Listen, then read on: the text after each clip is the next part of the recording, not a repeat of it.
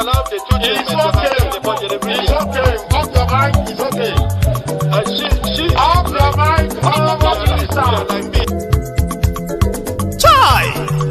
Now wow, people wey suppose talk truth to power don't off mic. And if we talk, now 500,000 they go summer us, call them hate speech. But fear not, my ego don't come. Ingo torchlight every corner, nooks and cranny of all these bad people where they spoil our country.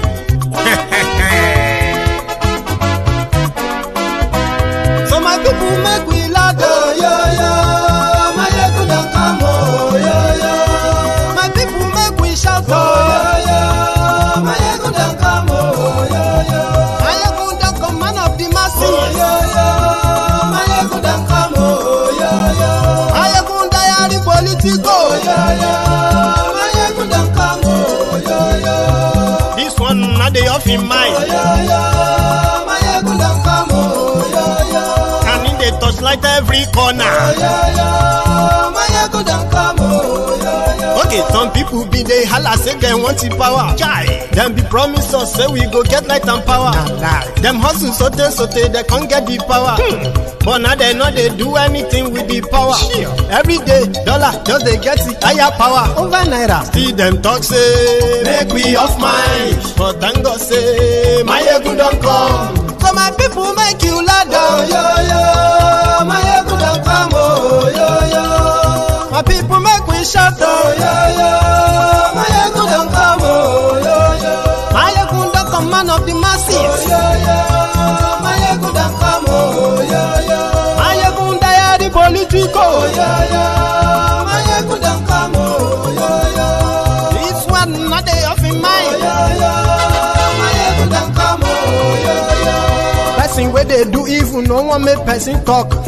Them say that Mayegun, that man too they talk. He too they talk. Say Mayegun diary, he they hot like pepper. But every day then they take money in bulk. Woman picking, they the street they hawk. Still them talk say make we not talk. But thank God say Mayegun don't come. So my people make you laugh, yo. Mayegun don't come, yo. My people make you shout, yo. Mayegun don't come, yo.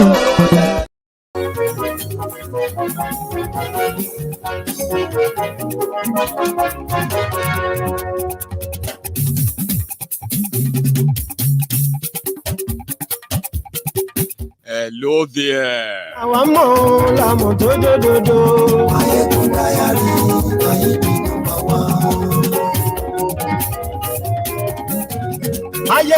Good morning to you, good afternoon to you, and good evening to you from wherever you are watching from. This is Mayegun Live. Glory Facebook, glory YouTube. Mayegun diary,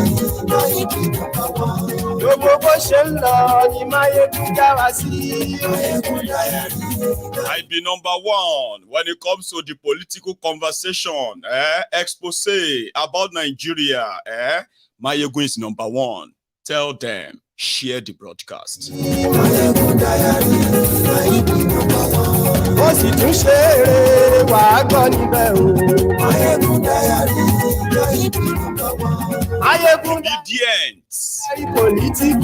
Obedience. Gather here. Tag yourselves. The Wike has fired the first shot.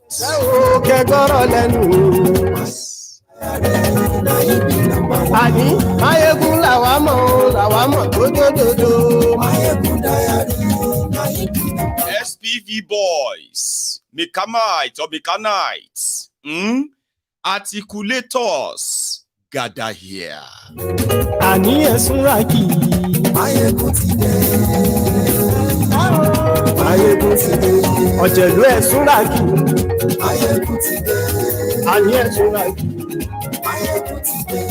Lórí Facebook. Because of the coup in Gabon, many other African countries with their own dictators, they are changing the presidential guards in their country. Everybody's afraid of coup right now. There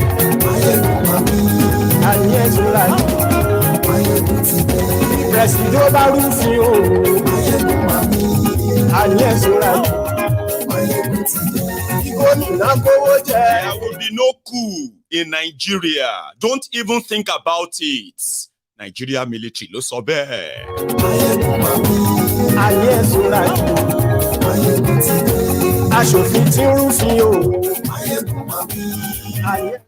Just yesterday, I showed you the local government chairman whose money, which we now know that is about 17 billion naira, whose money has been diverted by the state governor. They went back to go and prostrate and apologize for blowing the whistle, for one of them blowing the whistle on it. Things have gotten even out of hand now. DSS has invited the local government chairman that exposed the state governor that he diverted 17 billion naira of the local government allocation in the state. They didn't pick the governor. EFCC didn't get involved. Now DSS, they've declared the local government chairman wanted. He should submit himself to the DSS. Dokwemu, stupid service. Again.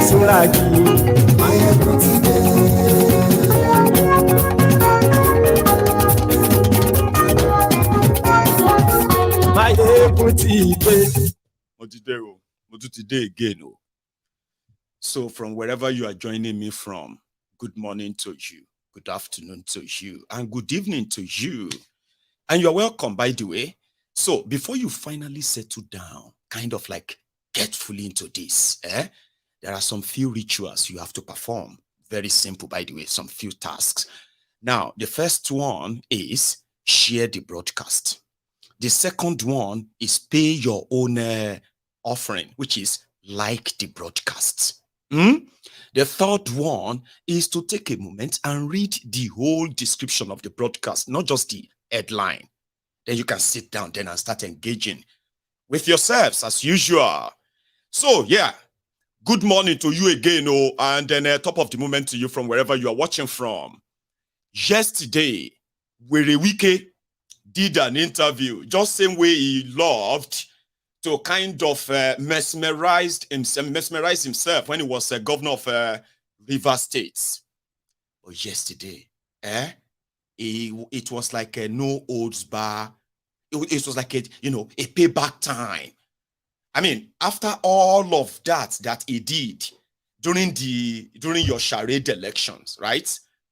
He got rewarded among other people who also risked it all. Wike risked it all for Tinubu. It would have been a big disaster, a disgrace. He would have left Nigeria. He would have run away, by the way. Seriously. If his own case ended up like that of El Rufaya, Kaduna Littlefinger. But Wike has been rewarded. He was governor of a state. Now he's a governor of the FCT, kind of, right? As a minister. So it is time for him to begin to give it back like he was doing when he was governor of River State, like the small or little Hitler. So, but his interview are not so honest, so dishonest, but it is not unusual. Among things he said, I want to pick on the political part of it, okay? I mean, he took the PDP to the cleaners. He said, he would destroy PDP for the fact that they betrayed him. They sold him out to Atiku. He never forgave them. And he also dared them. He dared them. Let them suspend me. Tell them to try it. He was saying all of that. They were suspending people in PDP. Nobody could mention Wike's name. The arrowhead of it all. Okay. As if that was not enough. He has become a minister under Tinubu. So he's now reminding the PDP. Say you people are still talking about suspending me. It's like a lot of you are living in delusion. You are living in a different world. It's like you think it is the same PDP that you had back then that you still have right now. I own PDP. It's like somebody saying, I own you. What do you want to do? What can you do? Or more? Unfortunately, I didn't see you, the SPV boys. Articulators, articulated moguls, articulated morons. I didn't see you raging. You understand? Like, he said what he said. A lot of you have become more or less like crickets, because part of what he said is that which PDP, these hungry people, these political jobbers, appointment seekers, contract seekers, beggars. Is it because they are all making noise on on TV and all of that? Who is PDP? Tell them to suspend. I dare them. That was yesterday. Then the question went on to that of Peter Obi. Obedience, according to Wike, if to say Obi was better, he will be the president of Nigeria today. According to him, that Nigerians chose Tinubu instead of Obi because Tinubu is better. That Peter Obi is just social media president in a nutshell. Oh, if you are talking about social, I'm not talking about social media, all the social media. We're talking about reality. Reality. So Tinubu is reality. Obi is fictional. And seriously, APC, they have been making a field day after that interview. He said Obi is only popular on social media, and social media is not real. We are talking about real life. Nigerians voted for Tinubu. Maybe he just kind of wanted to make you or get you more upset, Abi. Then he also said, you all of you should wait. Wait for the tribunal to finish. Una go see film. Do you understand that? Like, a lot of them are also waiting on the judiciary, as all of you are waiting on judiciary. Okay? Before they will kind of unravel fully on you. But Wike could not hold it back. He started shooting, double barrel, bah, boo, bah, everybody waiting for side, they collect. Let's start with you, the obedient. That Wike said, Obi is just a social media president. Okay? But if we are talking about real thing, the real deal is Tinubu. I know you know why he's saying that too. But I want you to hear it from his mouth. So that a lot of suffering is in the land. There is economic hardship in Nigeria. The situation is dire. Yeah. This government has also said that things are bad. Yes. What would you tell Nigerians? What would you tell Nigerians today as regarding the situation of the country and the kind of hope that they have for their future? Yes, let me tell you. This country must learn very well. I've never seen a country that believes in miracle. Nigeria believes so much in miracle. Miracle. Maybe because no, it's not true. You are part of the problem we have. Let me tell you, when I mean you, I'm not saying you are Sheun. Now, let me tell you something. I have just told you here the problems we have in the city. That it requires hard decisions to be taken. There are those who believe that maybe Peter Obi would have probably taken better decisions. I don't want social media issue here. Peter Obi was a president. I don't want social media. I don't want to discuss social media issues. I don't want this popularity. People talk about social media. I don't like that. Peter Obi, please, I want reality on ground. I don't discuss those things. And I don't discuss about presidential candidates any longer. I discuss about the economy, the president, what he has to offer. I don't want to. If he would have been better, Nigerians would have voted for him. So this is who Nigeria voted for. And that's what I'm concerned now. So you believe in Bola Tinubu?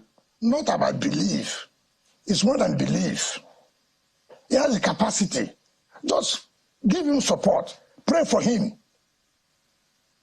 Nigerians don't like people who take decisions that way. Did you get that? It was like, no, don't. We are talking about real thing. If Obi was better, Nigerians would have voted for him. But Nigerians voted for him. And that is why today, the man they didn't vote for is the president. The man is battling with legitimacy. Okay? And the last thing he needed right now is for the judiciary to legitimize that fraud. And then the likes of Wike can go on full, what do you call it? Full bragging throttle. You know? The economic problem in Nigeria. Wike said, a lot of you are waiting for miracles. You are looking for miracles. But the person that is in charge, he has the capacity, he blah, blah, blah, blah, and all of that. Wait, you haven't heard anything, oh? Man joined that of the PDP to it when they asking him about a PDP. First, this. Because the thought was that if there was the crisis in the PDP had not gone on, the one that led some of you to oppose the position of Atiku Abubakar being the presidential candidate, that if some of you had worked for the PDP, that the PDP had a stronger chance. In fact, there are those who believe that even out of the court, there is a possibility that PDP may have a chance in the court. Now, assuming even they have, it will not change my position of equity, fairness, and justice. It will not change my position. The position we said that did not have that president for 8 years, which is there, therefore the South should have. It hasn't changed. It has not changed. So whichever way you look at it. But look, Shane, I've always told people that, you see, you don't tell people that you are the only one who matters. You are the only person who matters. No, that other people don't matter. No, you don't do that. I believe the right thing should be done at all times. If you have heard, that's not just stopping you from being sober and say, look, I got it wrong. I got it wrong. I thought I was right. Have you gotten it wrong? Did you get it wrong? No, I said those. I'm asking you in any way, on all of these steps that you have taken, did you do anything wrong? Nothing. That's why our conscience is very clear. That's why we can walk with our shoulders high. In fact, the party should come to River State and say, look, you have made us proud by making sure our party took these seats. The one you lost was the one we have been protesting. Do the right thing. You say you will never do the right thing. Agree on something you will do, you change. What if things change in the courtroom against the status quo as it is right now? What would you do? Look, for me, it will not matter. But I stood firm that this is what is right to be done in the country. You see that happening? It can be done. It's a possibility. I have never failed. No, the God. No, I don't see that possibility. But the God has. You're a lawyer. The God. Listen, we have lawyers doing their work. I don't want to do their work. Right? I believe, and I strongly believe, that the God I serve is not a sleeping God. I believe the God that has kept me today, that made me to go through all these processes, will not just come and abandon us like that, though. So you think your God supports Tinubu from now? Supports the action we took. To support Bola Tinubu? Yes. Yes. You said you are a PDP member. Yeah. But there are reports about your name on the APC Governorship Campaign Council in Bayelsa. That is how to tell you how important that is. So you will be working against your party in Bayelsa? No, that is not correct. You see that the chairman of the party had refuted it. He must know politics. There are some underground hands movement that today I'm the FCT president. Did you hear him when he said, when they asked him that what if things change? That is, let's say if the court says Tinubu should move and the rest of them should leave because Tinubu didn't win. Like what would be his reaction? I mean, what was he gonna do? And Wike quickly switched it to God. The God I serve. The God I serve will never abandon me. He will never abandon us like that. I know the lawyers are doing their own job. But I know the God I serve. The God you serve, that you unleash terror on your own people. The state you governed for 8 years. And the last, just on election day, You unleashed terror on them and killed 3 people because of Tinubu. And you turn around and you say, the God has half. The God has half can never abandon us midway. Do you see how they always kind of play God? Do you see how they play God?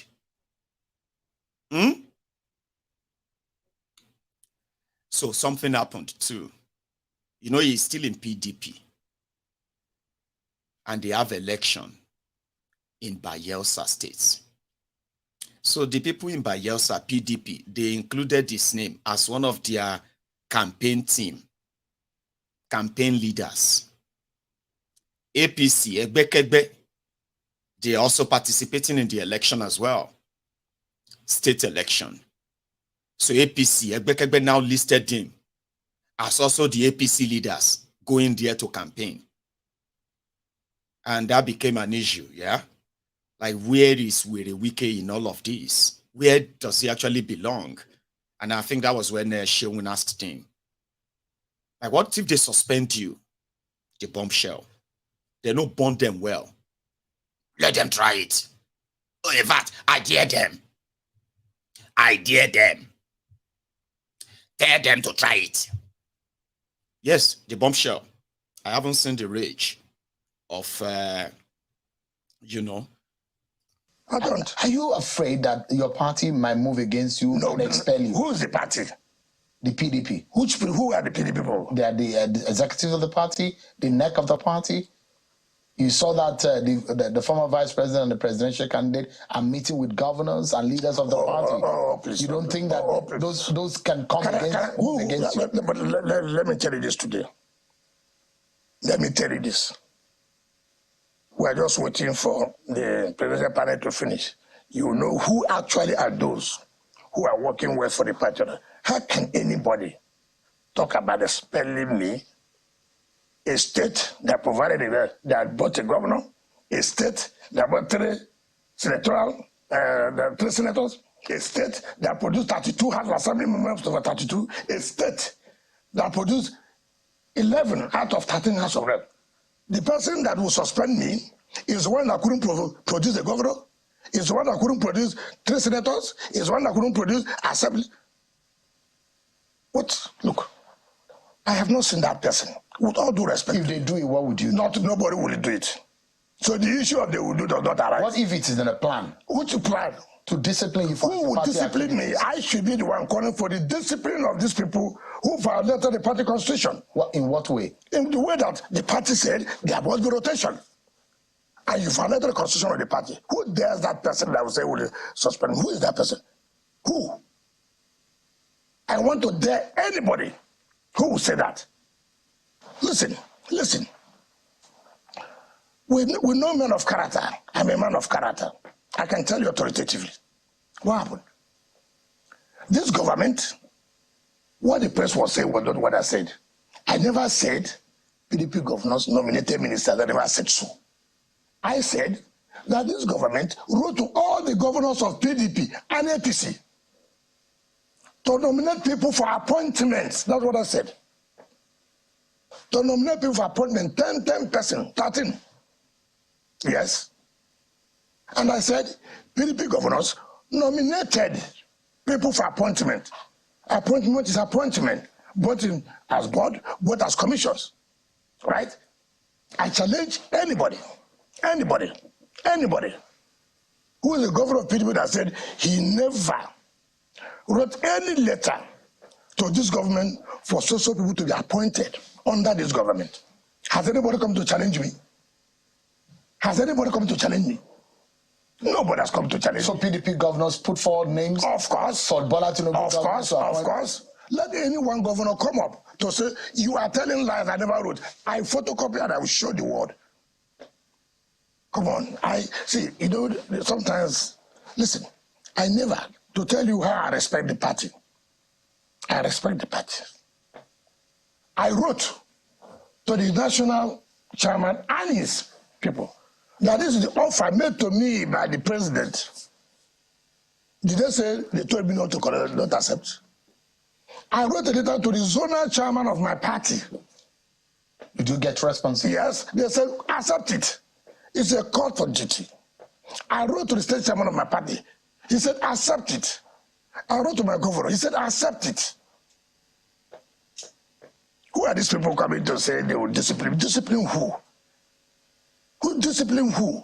Look, forget about the rantings of the reggae dancers in their so-called, they say they know. They are all regretting of the actions they took. It is because of arrogance and impunity. Arrogance and impunity. Did you see that? Wait till the tribunal legitimize these criminals. You will see the true arrogance, and this impunity is mentioning, okay? That's supposed to be a member of a political party, but it's bigger than his party. Like PDP is finished. Yeah, they still have fringes of where they, you know what I mean? Like, and I think that's the most they can be, as long as Nigeria remains, you know, gone. What's the difference between them anyway? Is there any difference? Okay. It's just dare them. I dare anybody. Yes, I dare anybody to discipline me. So who's going to discipline him? The last time he made a statement about obedience and obi. You know, the usual, when they used to call you 4 people tweeting in a room. You remember? That used to be very popular slang. What are we now? This is August. Last year, August. That was the moment the obedient, the obedient, started demystifying these political jobbers and chancers who have managed to wield empty, what do you call it? Empty personalities, sort of, right? Substanceless personalities all around all these years. You demystified all of that. And that started sometimes last year, July, when you were doing your 1 million man march, August, September. Maybe they used to call you 4 people tweeting in a room. Maybe they used to call you that a lot of you have no voters card, this, you know, have that. You don't even know your polling unit. Maybe they used to say that you are mostly noisemakers on social media. That Peter Obi will be your president on social media. But today, the likes of Wike had to go to the darkest part of this earth to commit the darkest of the darkest of the darkest crime against his own people, just to be able to have a seat on the table with Pablo Escobar, Pablo Ecowas. Do you understand that? So they used to say you are nothing. Social media, this and that. If you see 500,000 votes, they should declare you winner. Remember those days when they used to tell you that? If Peter Obi score 500,000 votes, they should declare him winner. Oh, if Peter Obi score 1 million votes, I will give 10 people 1 million naira. Remember those days? All those cash TVists. They were all everywhere on social media at the time. So when the election came and the charade came to the head, the same Obi that they said couldn't get 500,000 votes, cannot win one local government. After all of the rigging, after all of the one they couldn't even rig well. You know what I mean? Like they have been rigging for 24 years in Nigeria. Sure you get? They are still not perfect. Rig election. Maybe everybody go be like, this election rigging are perfect. Oh, you know, if you dispute this one, they couldn't rig. It was so messy. It was so like, man, you saw it now. All because they wanted to stop the 4 people tweeting in a room. The day they finally, after a week that Mr. Yakubu finally announced the result at 4 a.m. Peter Obi that they said social media president ended up, at least the one they declared though, ended up with 12 solid states that he won convincingly with margin, including Abuja. The giant PDP, the giant APC ruling party, they were scrambling and scrambling and crushing and scratching everywhere just because they wanted to remain in power. it became the nightmare that the trauma is still affecting them today. That's why if you see anything, if you go on social media and say, for example, if they say Nigeria foreign reserve gained 1 billion naira. Sure, you get like it's supposed to be good news, Abi. Say they don't have 1 billion to Nigerian foreign reserve after they have depleted it all. And you go there, you say, nah lie. Just go there and say, nah lie. You will see them, they will come. Now the trauma of waiting you obedient did to them. Oh, let us be honest. Oh, me, I want to, you know what I'm saying, right? The trauma of that 2023 campaign and election will still make them today. If you just go somewhere and just comment and say, nah lie.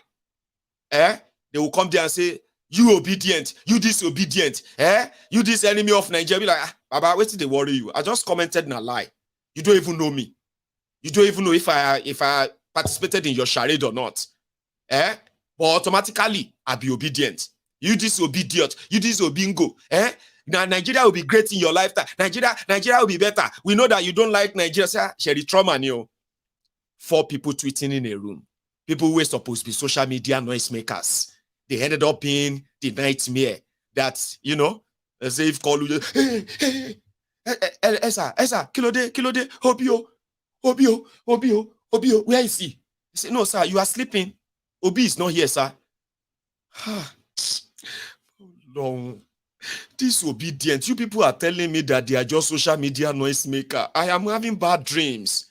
Now the trauma, if you see all of them attacking you today, now the trauma, they thought when the whole thing comes down, you go be like Kwakwanso. Remember? You go be like Kwakwanso. So the likes of Wike can come back and continue to delude himself and feel like Tinubu actually got elected when he knows what they did. Like I said, just the other time when he was saying the same thing, you know what Obi said? Even despite all of his efforts, killing people for Tinubu in Rivers State. I mean, now, let's be honest. Now, even you, where they watch me, you, Lagos Abobaku, you, Tinubu supporter, once in a while, dead clock can be right twice in a day. You know that dead clock. Even if they have removed your humanity, empathy and sympathy, honesty and sincerity, maybe once in a while, you could tell yourself, that's true, I remember. When Wike rigged the election in Rivers State, even all of you, Tinubu supporters were shocked. Some of you came out and said, this weekend a madman, he went too far. Which kind of rigging be this? This one feel destroy this whole election at the tribunal. Some of you said that with what you saw. And he got rewarded for it, fine. So if you turn around and he's talking about social media president, you don't know that you are deluding yourselves. You are deluding yourselves. Obi. And for making Southern presidency possible, you are his hero. Festus Keyamo, spokesperson of the APC, also waded into the matter and said, in fact, that you have served your purpose in this electoral process, that the purpose that you were to serve was to help make Asiwaju Bola Ahmed Tinubu president-elect. That's his own reading of it. He says, because without you stopping the PDP in their traditional states, Bola Tinubu will not have emerged as president-elect. Number 3, Reno Omokri, who is a spokesperson for the People's Democratic Party, says, well, APC may have rigged, but that Mr. Peter Obi was the perfect rigger in that election, and that you rigged in the Southeast. That he is surprised that a candidate will be reporting 97% of the votes from certain states of the Federation. Of course, Atiku Abubakar, presidential candidate of the PDP himself, had admitted that your leaving the PDP hurt his chances in that election. What do you say to these general comments on your presidential race? Well, Uben, my first reaction generally is that I contested the election. I wasn't contesting it to help anybody to win. And I continue to say that even the declared winner did not win. You might have been declared by whatever means, but you've not won the election. Reuben, to win is to win the people. Democracy is government of the people, by the people, for the people. That means if you must win the people. But if you don't win the people, you've not won. And I can tell you, the last election, the declared person did not win. However, that is what we're challenging. The rascality is what we're challenging. On the various comments, let me use the issue of Reno or mockery. Ordinarily, I won't comment on anything because I only comment on or reply fellow presidential candidates, not their spokesperson, because they're not contesting. But since something that I have never participated or been part of was mentioned, I need to reply it. Reuben, I have never, and I will never, ask anybody to add one vote for me that doesn't rightfully belong to me. I've never paid anybody to rig election for me. Go all over Nigeria and ask anybody in INEC, the so-called EOs, resident commissioners, everybody, whether any of them have met Peter Obi saying do this. Go and ask police, army, anybody. Never. They are referees. It is their job to do their job. I've never. The issue of where I got 97% is in Anambra State. Reno Mokri forgot that in 2019, go and check the records, where PDP had the highest vote was in Anambra State. When in 2019, when I was vice presidential candidate to Atiku, our vote in Anambra State was 95 point something, almost 96%. That's where PDP got the highest vote, because I was on that ballot. And they know me. Reuben, I live in Onitsha. If you want to know whether I get 95% in Anambra State, come and go to Anambra State with me. I don't need police. When I come out, you see the reaction of the people. In fact, I'm actually surprised I didn't get 100%. I'm telling you, because I don't know who will be voting against me in Anambra State. In the Southeast, it's a similar situation. People know me. People know what I stand for. People know I've kept to my promises. People know I've kept to what I've said.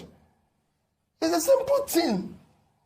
It's like people go about and say, oh, he got votes in Lagos because of the Igbos. Remember how many Igbos live in Lagos? I got more votes from the indigenous in Lagos than those who are, you can call visitors. Are the Igbos in Nasarawa? Are the Igbos in Plateau? Are the Igbos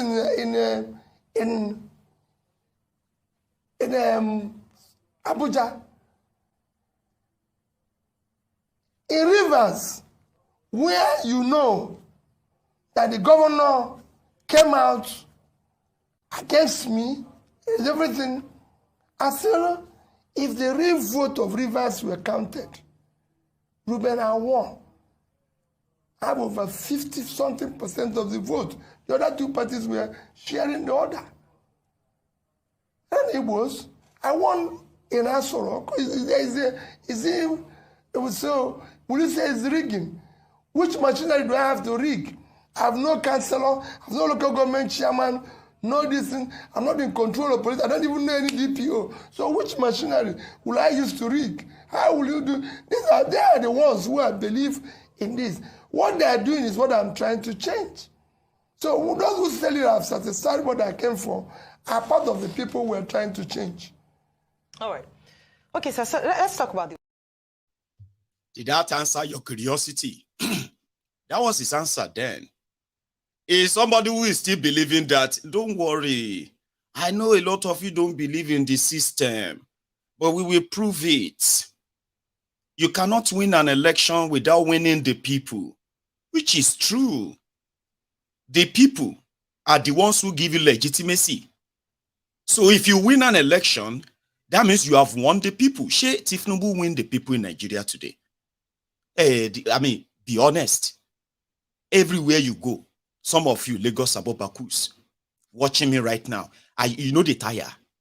Everywhere you go, what are you trying to do? You are fighting everybody. For who? For Tinubu. What does that tell you? Does that not tell you that he wasn't elected? The legitimacy question, is so much still unanswered. He has no legitimacy. Everywhere you go to, now go kill your papa.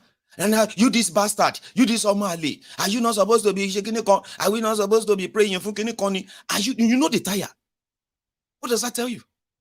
It simply means you are fighting to be accepted by the people you said elected you. Everything is, some of you are here now, everything, they will be criticizing him. Even if he said, okay, he's going to do something, nobody believe in him. Why? Because they didn't vote for him. They didn't. You can tell them, you can continue to tell them, continue to cry. No, they are not crying. They are making their rejection obvious. We did not vote for this drug dealer. No, we didn't. Now, fine, you support him, you wanted him to be president. Now he's got so much baggages that continue to approve those who never wanted him right. Do you understand? So, even if he said, okay, all Nigerians, thank God, we now have, 1 naira to $1. Petrol is now 20 naira a liter. People will still never accept him. Have you not noticed? So if you are there fighting everybody for Tinubu, no, you are the one crying. You are supposed to be happy that your wish has come true, but look around you.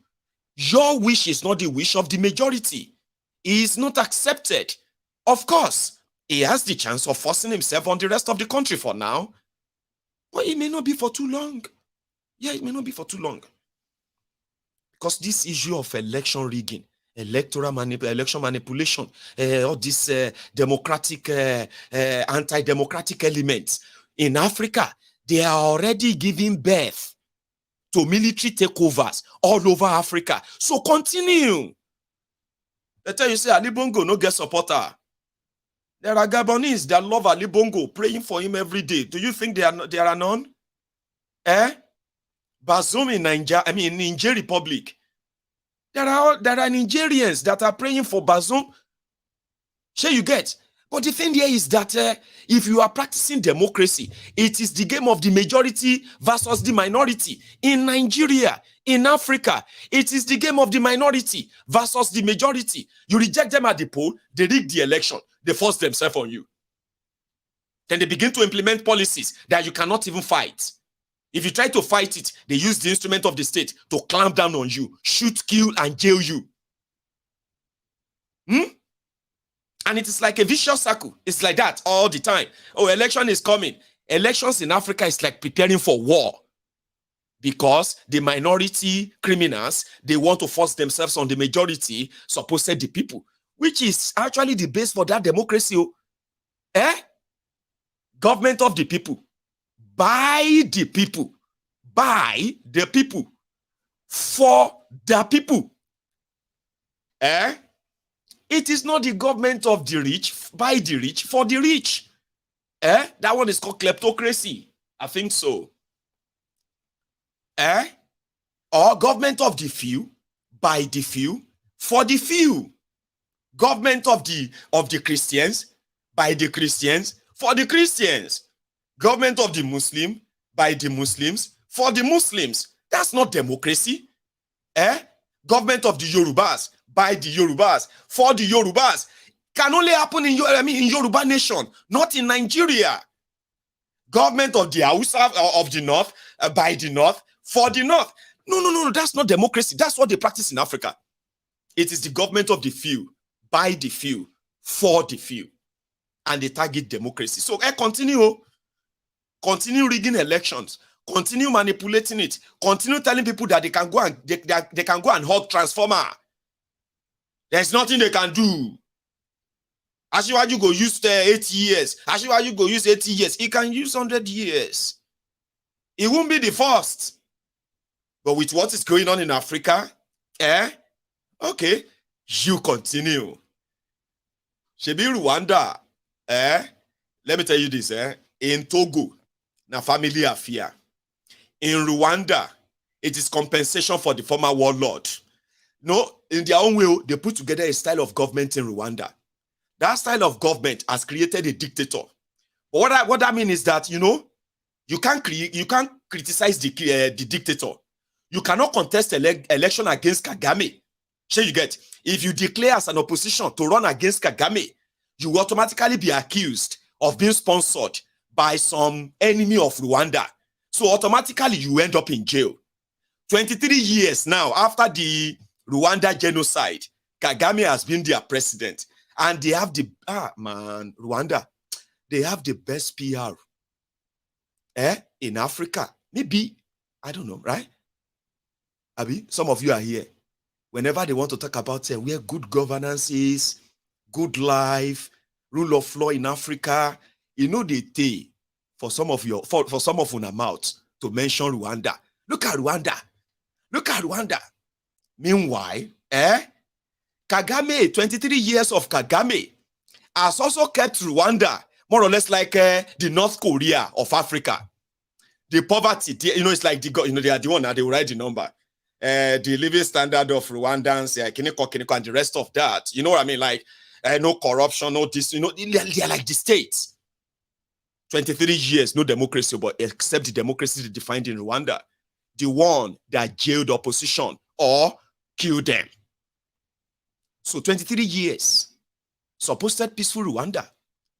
Kagame don't get the message after what happened in Gabon. Yoweri Museveni of Uganda, that one has been in power for about 37 years. He has also received the message. Paul Biya of Cameroon, that one has been in power for over 40 years. He has also received the message as well. Now, reacting to what happened in Gabon, before they will begin to call all of you to make some noise for them, like Ali Bingo, they decided to quickly retire some of those they believe that could be tempted.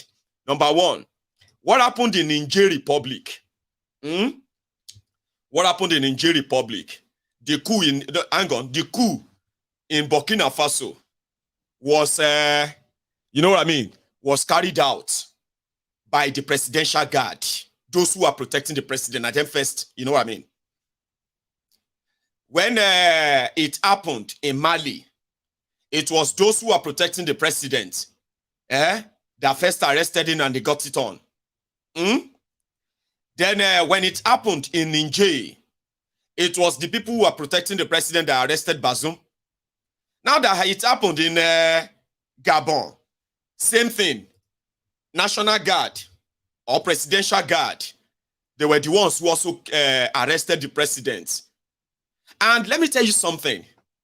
For all the places that coup have taken place in Africa, especially the French-speaking African countries where coup have taken place, it has been so obvious that despite majority of them pretending to be practicing democracy, the military takeover in those countries have received thunderous, massive acceptance from the citizens, from the populace. All over these places, so in Burkina Faso, when the military took over, the people celebrated. It was a massive national celebration. Right? When it happened in Mali, it was a national celebration. When it happened in Niger, in Guinea, national celebration. Now it has happened in Gabon. You have seen how they have been celebrating and welcoming them.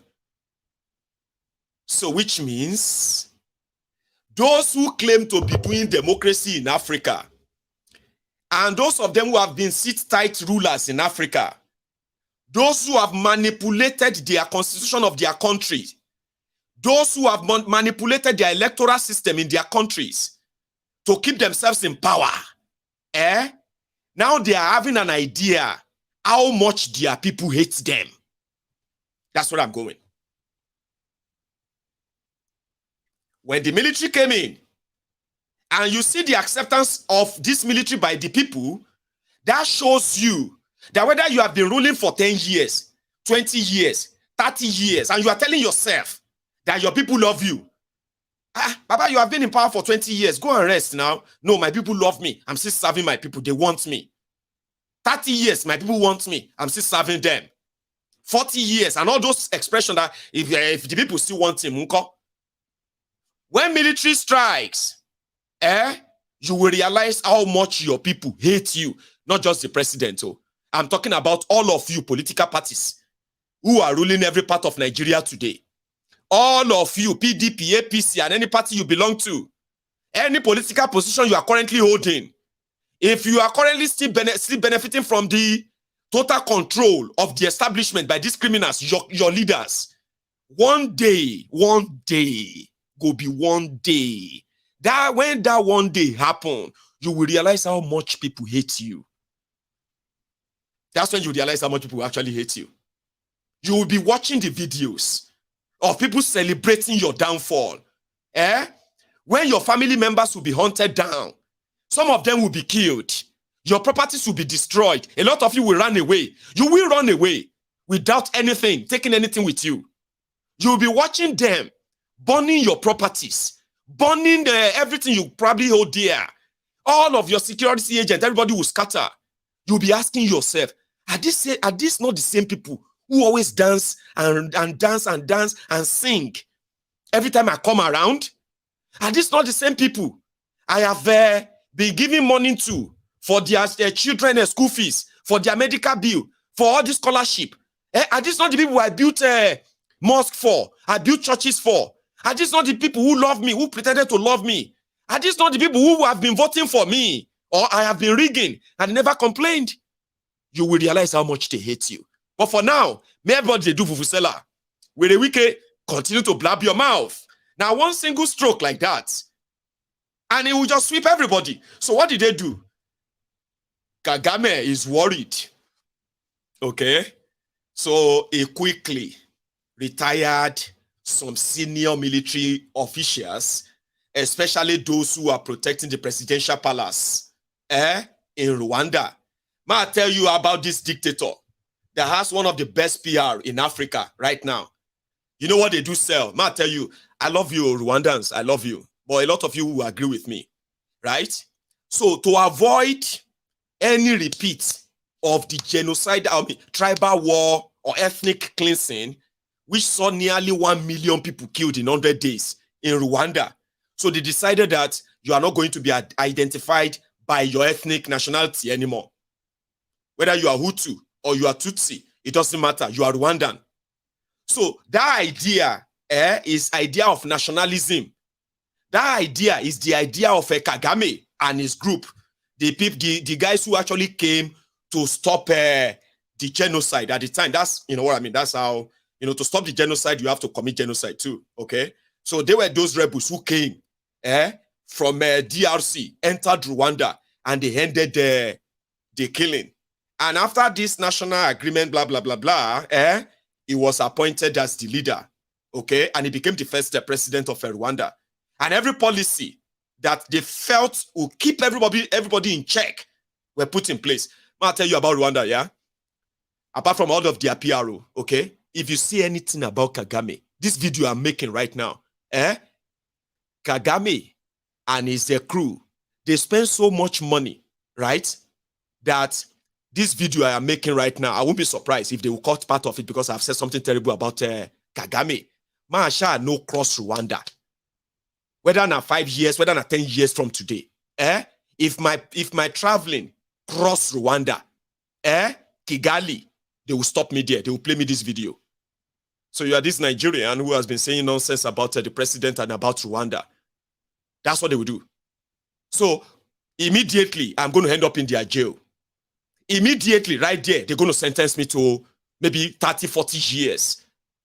And immediately, they are going to, to unleash the PR on everywhere, media, locally and internationally, of how this Nigerian has been trying to bring back Rwanda war through his YouTube channel. That's it.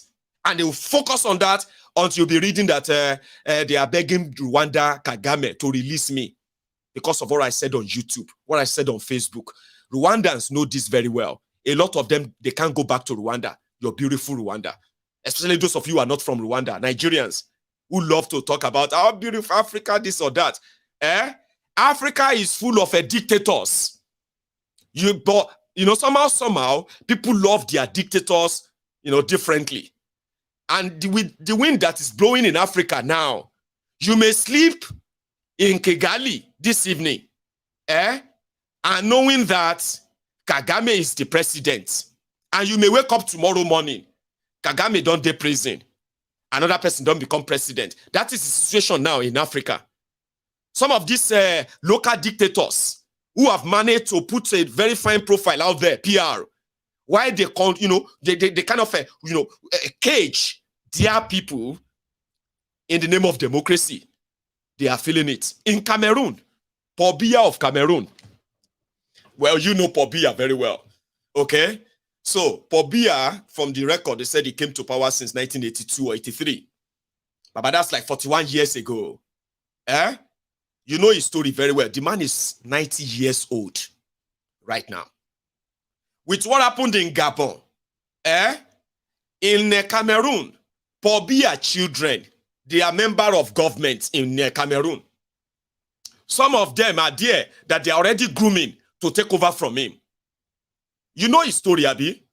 He himself has decided to retire and transfer some of the Cameroonian generals and all of them. He released a decree yesterday, saying that all of these people, they are to be retired, and those that are not retired, they must be moved far, far away from presidential palace. All of the ammunitions of the military, government ammunitions in Cameroon, they have decided, right, to put them under a special team that will monitor them, different from the military of Cameroon right now.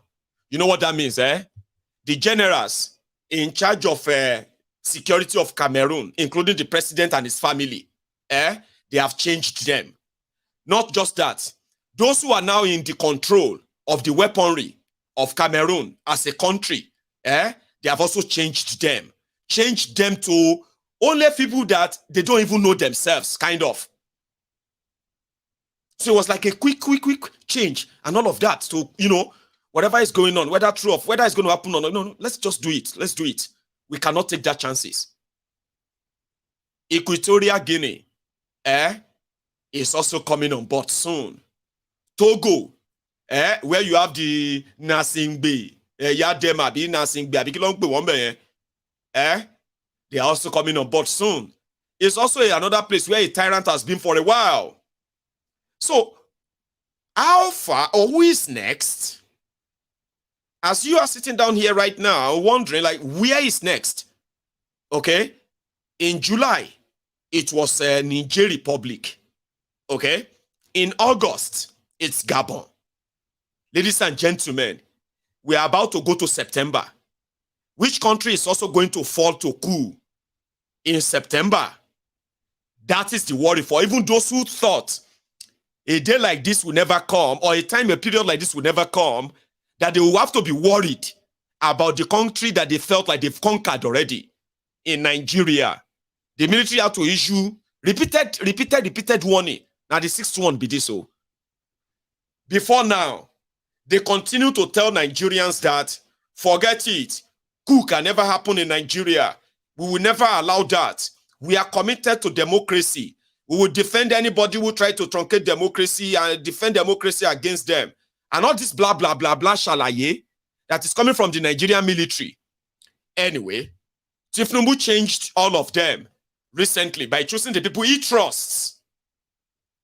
But after choosing them, two coups have happened. One in Niger, one in Gabon. And they still haven't figured out how they're going to tackle both as we speak. Now, another one could happen again. So even with people, Tinubu's chief farming, service chiefs, they still have to issue a warning, a kind of reassurance. We are loyal to the government of this country. There will never be any coup in Nigeria. Any soldier or any military or group of soldiers entertaining such, they should bury it. If you are caught, the punishment is going to be very severe. Baba, Tinubu's chief of army staff, they give that warning. They are warning the junior soldiers in the army. Don't think it, Don't they get motivated, because of this and that. Nigeria is not Gabon. Nigeria is not Niger. Okay? If you are caught trying to do any coup or anything, Baba, you will be arrested, But the thing is this. We don't know if they know they are not talking. They are talking to the wrong crowd. Even right now, they are trying to gaslight a lot of you that you are wishing that there is going to be a coup in Nigeria because you lost the election and the rest of that. It's not you. Remember, I've told you that before. It is not you. You have played your own part. They told you to go and get PVC. You decided to go and get it. Abi? They told you to go and get ballot paper and vote. You decided to go and get ballot, you voted. Now, it was time for them to count your vote. Shalaye started. They changed the rules of the game. In the middle of the game. They have cheated you already. So at this point, the injustice that has led to a lot of you rejecting them in the first place has now possibly quadrupled. You have more reason now that you don't even want to have anything to do with them. Even if you don't get gone or anything to go and remove them. If anybody remove them tomorrow, at least like Gabonese and the rest of them, una go see troop out on the streets and celebrate the fact that you had a peaceful means of removing them. They turned it into war. Now those who they believe will defend them for rigging you have now turned the gun on them. So what do? Is it your fault? Of course, I don't wish you have a military coup in Nigeria. May I tell you that truth too? But that means because I'm not in Nigeria. And it is very unfair. Like seriously. If you are not in Nigeria, okay, you are likely not going to understand from where people are coming from when they say, Baba, forget it, Joe. What is the worst thing that the military will do that these guys have not done? If you criticize them, they can make you disappear. Yes, you can disappear, that nobody will see you again. Even if you go to court in Nigeria, if the court says they should do this, they can disobey the court and nothing will happen. Is that not what the military does as well? They can steal your money and they know you cannot do anything. Nothing you can do. We did this one 5 billion, this one billion, that one billion. Now you go read them. What you go do? You won't go arrest them. So, soldiers no get human rights. For under military, you no get any human right to. Baba, no human right to. Sure you get. You feel sleep inside, you feel go to bed for inside your house this evening and wake up in Kirikiri by 5 a.m. tomorrow morning. But is that different from what these guys are already doing to you? Are they not already using soldiers to level a whole village? Are they not already using soldiers, Air Force, to bomb villages and bomb civilians? Are they not already doing it? Do you have a chance of holding anybody responsible? Are they not committing crimes against humanity in Nigeria today? Mass murder, genocide. Are they not doing it? Religious cleansing. Are they not doing it now? Under civilian democracy, what is that worst thing that the military would do? But if you are not in Nigeria, that you understand how all of this system works, you will never wish military on them. But if you are inside Nigeria, if you actually speak to those who are inside Nigeria, all these things you are talking about, they will tell you what is the worst. What do you think is the worst? They did not vote for these people, but they have already taken over government. They have started making appointments. They have started borrowing money in the name of Nigeria. They have started doing things like people actually voted for them. So soldiers who come with guns, nobody voted for them. They will also be signing contracts. They will also be printing money, borrowing money, doing things that these criminals are also doing. And you cannot do anything to them. So What's the difference? What is the worst they can do? Mismanage the economy? Is that not what these guys are doing? Baba, 24 years, civilian government, democratic government cannot build 24 hours electricity in Nigeria. 24 years. Even Ghana, they have left where they were 24 years ago on electricity. They have left where they were 24 years ago on infrastructure. They have left. Nigeria has gone down, down, down. 24 years of democracy. No pipe-borne water, drinking water or drinkable water. Provided by government. No better medical system. Healthcare system. 24 years of democracy. 24 years of democracy, ladies and gentlemen. Look around you and see other smaller African countries and go back to 24 years ago. Yes, those who are poor are still poor, but take a look. Take a look at your own self. So what is the worst thing that the military will do that these guys have not done?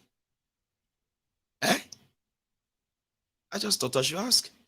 So yeah, they are currently doing all they can to see that there is no military coup that will remove them from these comfortable positions. Yesterday, we were talking about this issue of how, like, this underdevelopment of a thing. Then I shared with you a video of Ogun State local government chairmen who were begging the governor. I think I still have it. I'll show you. Yes, I still do.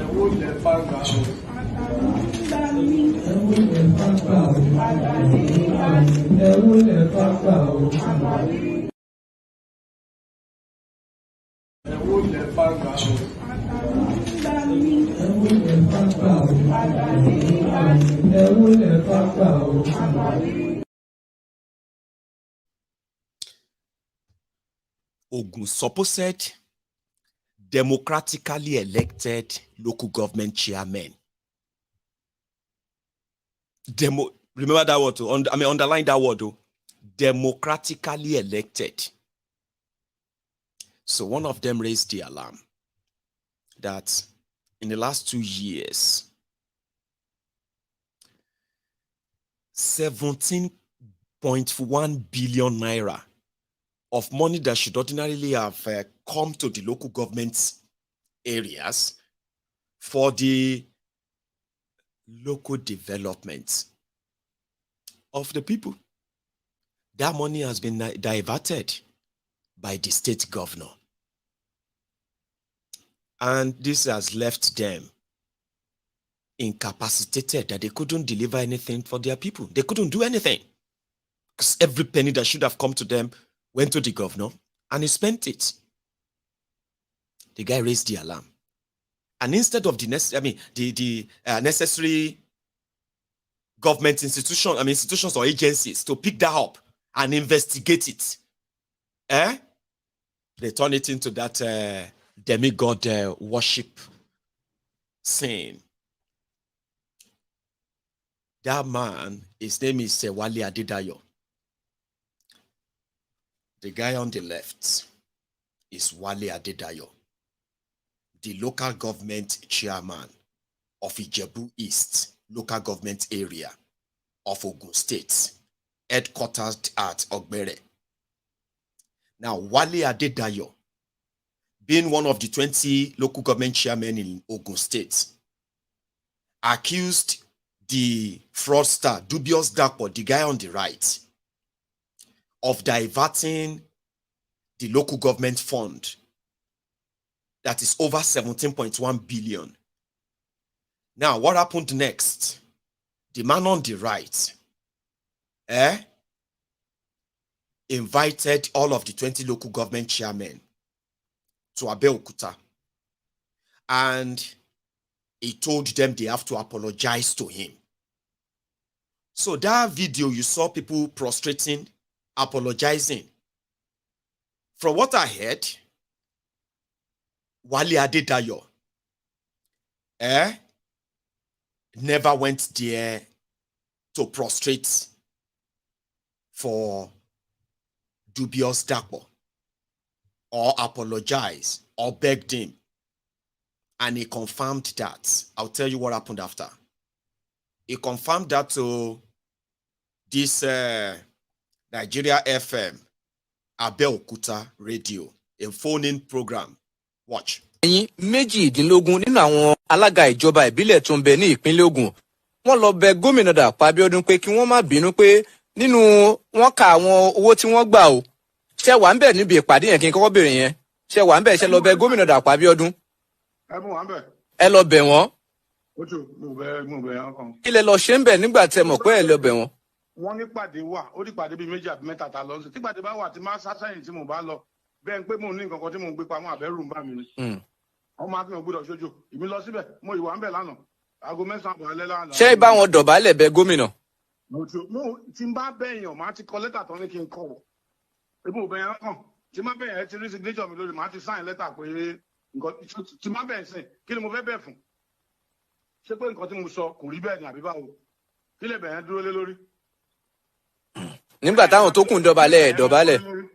Àwọn tó ń bẹ̀ ṣe tó ń bẹ̀ ṣé àwọn ń bẹ̀bẹ̀ pé irọ́ ni Wálé Adédayọ̀ ń pa ni àbí báwo.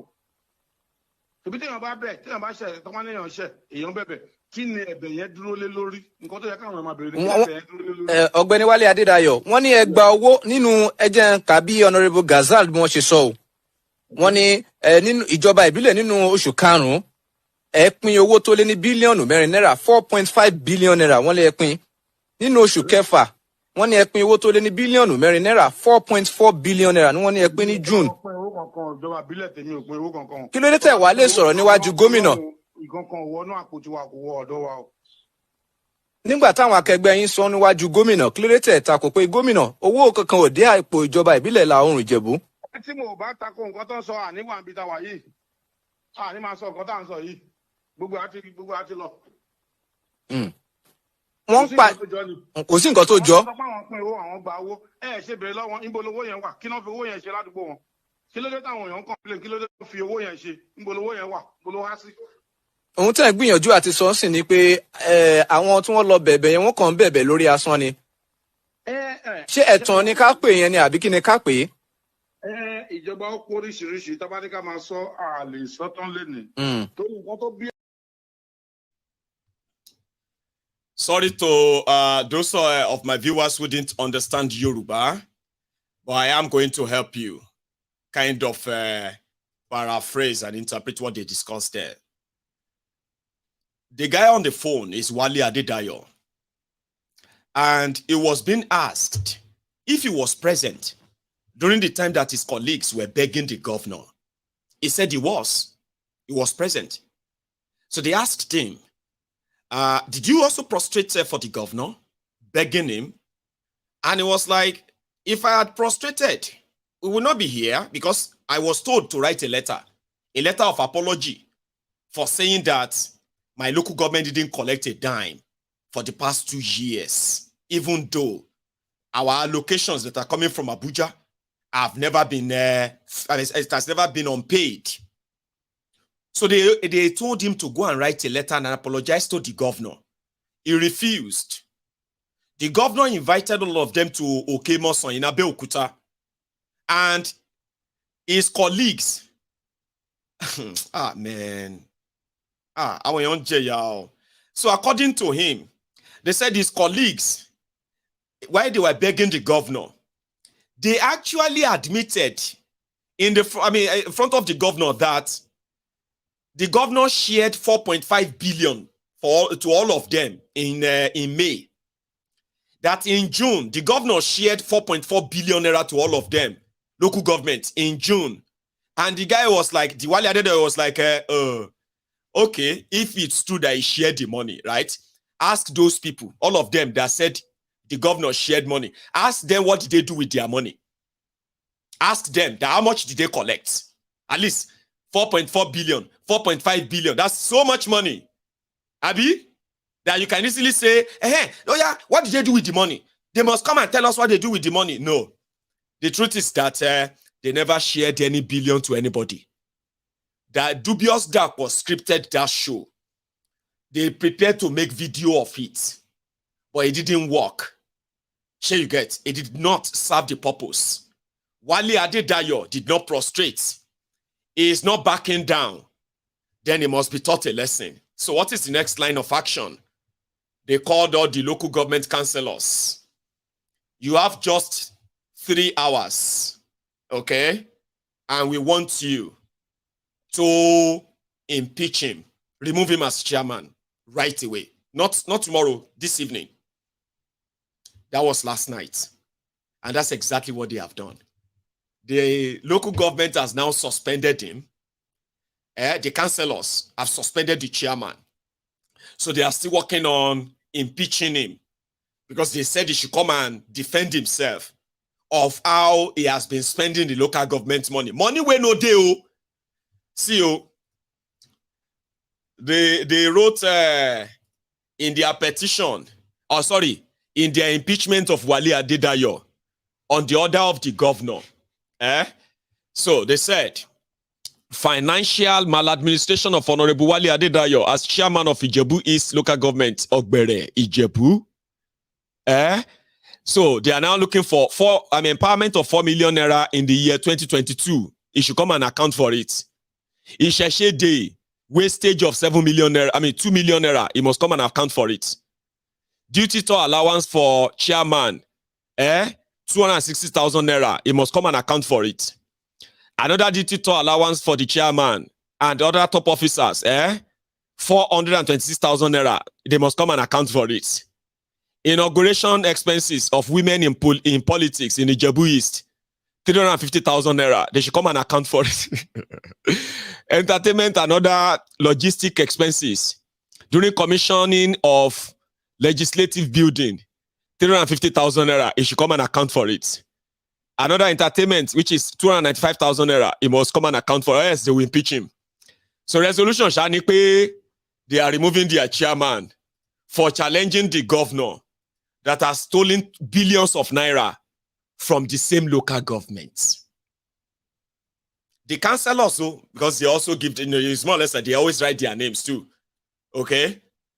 So legislators, so they should go and remove him. While Wale Adedayo was hearing that they want to remove him, sending the police, this is it. Wale Adedayo then tweeted, he said, yesterday the clerk of the house was summoned to Abeokuta along with our head of local government administration, Oga. Of course, they wanted to impeach me since Tuesday. They claim it has been done today after more than 100 armed policemen invaded the local government. So after this one, does it make the allegation go away? Mr. Governor still have to account for all the funds since 2019. And we are yet to open another box on the 52 billion naira. Sure you get invading peaceful Ogbere community with mobile policemen in order to impeach Wale Adedayo is desperation, of course. As I told the SSG yesterday, we took an oath with our fathers that we will make this land better than we met it. You can kill the body, but not the spirit of Wale Adedayo. And for those who know Wale Adedayo very well, I actually never believe he will go into politics and become a local government chairman. Wale Adedayo be like, na elegbon, shey you get. All this elegbon be say na be journalist, one man mopo, journalist. Person will be say in pen, whatever he write and he dish out, baba. Those who claim to be powerful people, they go to look for him. Under Gbenga Daniel, this Wale Adedayo, with his own expose on Gbenga Daniel alone, there was no social media like you have it right now. Then, Wale Adedayo's expose on Gbenga Daniel was so traumatizing for Gbenga, that Wale Adedayo could not sleep in his own house anymore because there were always people tailing him around in Ogun State. And he never left Ijebu, he never left Ogun State. He's all those rugged ones, we be say, and Wale Adedayo be like, your Mayegun of today. Somebody you know that, is not so fast, is not so attracted to this stupendous wealthy, this money thing and all that. Sure, you get it. People will say they can easily make money if all they are out for is money. Sure, you know. That people actually knows their worth. And then at a point, they will be saying, why don't you come and join politics? Somehow, he found his own way into APC, Egbe, somehow. And he became their friend, right? Then somehow, I just said that Dubious Dapo has made him a local government chairman. So they expected him to keep his mouth shut. Why billions of naira that could develop Ogun State is being siphoned away by this criminal, Dubious Dapo. No, it's a tough thing for Ijebu to keep quiet. It's very hard, you know? So that's why I said, I don't know what always attracts people to believe that the same system that you have criticized, that because of what you know about the system, then suddenly you can do better by joining them. Like, you know, examples of people who have tried that and came back failed abound. You cannot change Nigeria's system by joining it. The entire system needs to collapse. A new one needs to pop up under a different arrangement that is not Nigeria. So when you say you are criticizing what is going on in Nigeria for years because of your understanding of it, then years come, you can't say you don't join them. I don't join them now, you know. We cannot always be criticizing. We need to join and contribute our quota. Which quota are you contributing? Deceiving yourself, Abi, or deceiving the people that allow you to deceive them. You cannot say you know this criminal system called Nigerian system. This criminal establishment from every fiber of the establishment in Nigeria. You cannot know them like I know them. And then you turn around in years to come and say, you know, we need to work, we need to contribute to the greatness of our country. Who are you deceiving?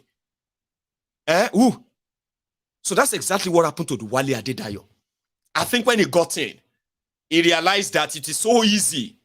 It's so easy to write about all the wrong things that these criminals are doing when you are outside it. The moment you are inside it, it becomes difficult. It becomes your Achilles heel that can actually fall you anytime. And they are always happy to disgrace us. They don't appoint him as a personal advisor to governor of Ekiti State. So that Mayegu don't become a PA to governor. Sure. Now me go come here, they tell you, listen, my guys, listen. You know I'm very good at trying to make you understand things. Somehow you can give me that credit, Abi. So now me go come here, they explain to you. Listen, my guys, politics is such, I didn't have much understanding then. Now that I'm inside, I now know that, politics takes time. Development takes time. Fixing a problem and all that nonsense. So that finally, when they will just say, they don't sack that Mayegun, Ekiti governor, Oshogbo governor, don't sack that Mayegun. So Mayegun will now come back here and start telling you that, my people, these politicians are so corrupt. You go still believe me?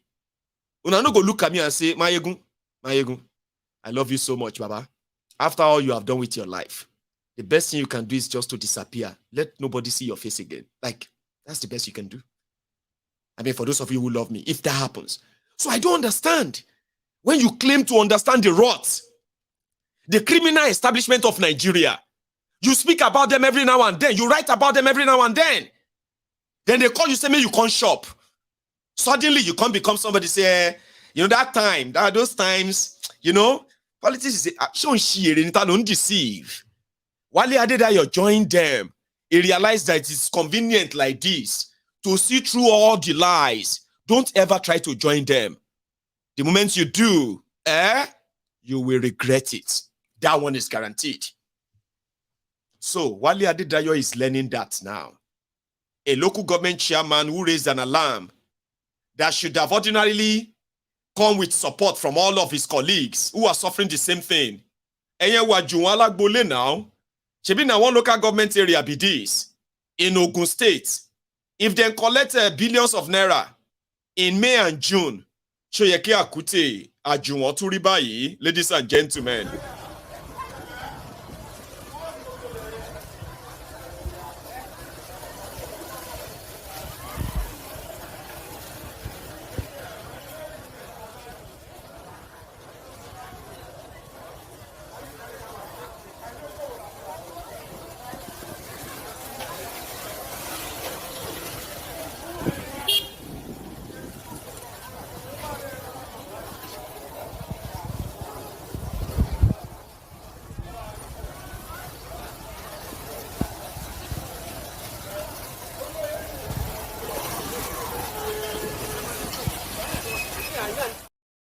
That's where people live.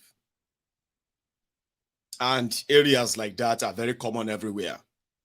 In fact, because of that video I just showed you now, I'm going to show you another video from inside Lagos, the mega slum of Africa. The mega slum that they always use as a textbook example of what they would do to Nigeria. Last man, I don't know, they stole somebody's car. Last man went into somebody's house, stole their car, and then the car broke down somewhere, and the area is where I want to show you. See this, now inside Lagos, Lagos. See as God love me. See my car where towing van. Government towing van can't steal this morning. They come. See, look, come. See as they now I knew worry I never hear for history of this life when I come out towing van can't steal car by 2:10. My God. Say make my people, now God say make my people wake up, they shout. See pole, see electric pole, na pillar of God. See, not be electric pole stop your motor. Na pillar of God. Where this man they serve. Oh my God. Where this man living God. God can use anything. Not be this one. Now God. You see what thing happen? You see as God love me. I beg you carry and follow me. Make you see. No, you can't. Can't see. Can't see. They even get juju there. See, they even put juju inside the car. See, government towing van. They come make it show you. See, yes. See, last smart people. Oh yeah, follow. Follow, they come. Oh.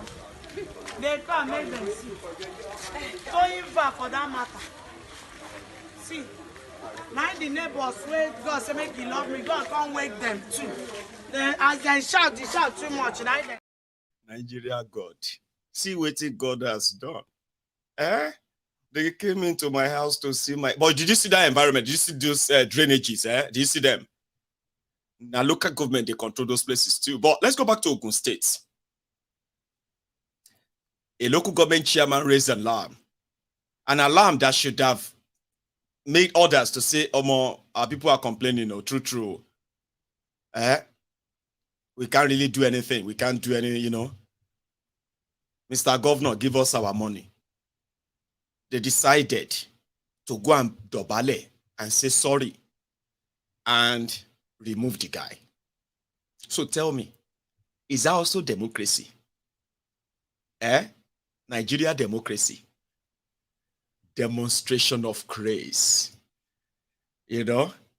So if tomorrow now, the soldiers say, boss, they can't drag this thief, dubious dapo. You can't see dubious dapo. Where they don't beat him, he's already bloodied and all of that. They don't tie his hand, tie his leg. You can barely even recognize him except he is a white Bia.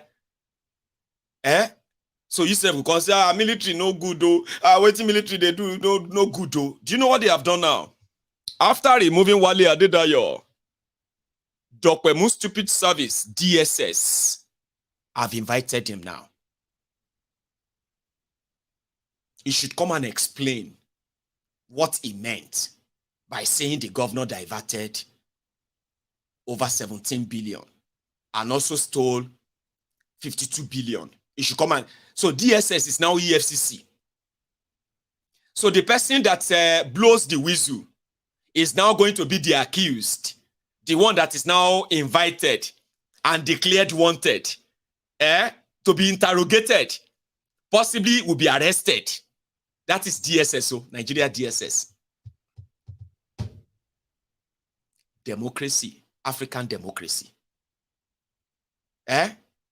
People are already telling him, what is wrong with you? What's your problem? You just bring all this problem upon yourself. You think you are fighting for people, Abi? You that God has blessed you. You have already become a local government chairman. So why are you trying to destroy yourself? What is wrong with you? Look at all this problem now. Now they will begin to even go more and beg the governor. What the governor wants him to do that he didn't do 2 days ago. The governor wanted him to sign The governor wanted him to sign an apology letter. An apology letter that is going to say, no, I am sorry. What I said is not true. Please, Mr. Governor, forgive me. All our political leaders, please forgive me. APC, as our party, I apologize for the embarrassment I have caused all of you. There is no money missing. Everything is perfect. So, since he couldn't do that, when they called all these local government chairmen to Kemoson, and they couldn't force him to do that, so DSS will do that in the next 24 hours or 48 hours. But the Wale Adedayo way me I know, Agidigbo. Wale Adedayo way me I know, Baba. Well, maybe I don't know, I'm sure, because I wouldn't expect somebody like that to even become, to join their politics. And even if you want to join their politics, you will never believe it to be APC. But it be things, they say it be things, right? So, somebody who is probably hoping to cash on it, Ladi Adebutu, Omo Baba Jebu, that one is in court already. Yeah, he's in court to challenge. Yeah, he contested against dubious Dakpo. Ogun State, state of Awolowo, state of BC Onobanjo, state of Mayegun General, state of Enyo Jankon. Ogun State, like everywhere else, we have been saddled with accursed individuals. Unfortunately, people, the worst of the worst. But the moment they have money, our people need money. Politics need money. And if you have brain, you have everything and all of that, character and all that, you don't get money, you better go and look for a job under Ladi or dubious Dakpo. The criminals you know, you better go and find a job under them. Unfortunately. Well, Ladi had this to say, Dakpo will regret all of this that he is doing. When the tribunal throws him out, Ladi actually defeated Dakpo the last time, like sincerely. The election, they have to do the abracadabra, they did everywhere. People don't want Dakpo anymore in Ogun State. Is the worst thing. According to them, say Dakpo is now the worst thing that's ever happened to Ogun State. And I said, you will maybe say you just did part 1. Now part 2, on a day so. And they are hoping that Ladi Adebutu will come and rescue them. Ladi Adebutu. So Ladi said, Dakpo can only run. He cannot hide. That when the tribunal, the court, finally remove him, he is going to make Wale Adedayo a hero. So which means, somehow, if all of you, where they look for judiciary, a lot of you are waiting on judiciary. Una gets your own pound of flesh where una won't collect back from people who don't ride you in this your election, Abi. Just like some of you are looking at Wike with one bad side eye.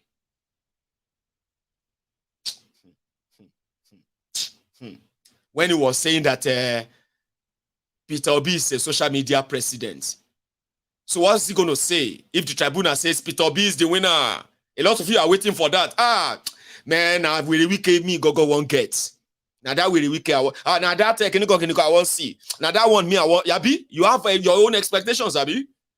In Ogun State, probably Wale Adedayo among others, they have their future cut out for them if the tribunal should remove the shock under dubious Dakpo, which may never happen if you know dubious Dakpo very well. I've told you their story. And these are the people that you should never have actually given a chance to get closer to power. If you get them closer to power, you can't take it back from them without a huge sacrifice to go with it. Something you probably may not be prepared for. I'm just saying. Ladi. I know security is paramount. I have gone everywhere and I've spoken about local government financial autonomy. Yes. That did everything to make sure PDP did not participate in the local government elections. Yes. Why? Yes. Because all his fingers, his hand, head was talking to local government money. Oh, yeah. That was what they were stealing. The local government money. The last PDP government was the last time we had local government autonomy, financial autonomy. Yes. That was the last time we had development at the local government level. Yes. And what I promised this state was that we are going to go back to that. But what did we do? We made sure PDP did not participate because all I just wanted was that we would win one local government out of 20. And once we won that one local government, we would make it a showcase. We make sure we did not participate because Belashiri Obaditu. Urban and Ladi has been in the game for a while, so they know themselves. They are from the same realm, from the same town ahead. They are probably related to Dubious Dakbo and Ladi. So Ladi and them, they are like that. So politics is, to them, it's like local there. If money for money, we go spend them. Dubious Dakbo is one of the subsidy thieves in Nigeria. One of those who made their billions from Nigeria fuel subsidy. The one that Goodluck Ebere Jolanta wanted to remove at the time. It was one of those beneficiaries. Aiding Oil is one of those who are lifting probably free crude oil or free oil from Nigeria. All this stolen crude oil that you are hearing is probably one of them. He's a demigod. When the local government chairman went to go and they beg him, might even replay that for you. Here.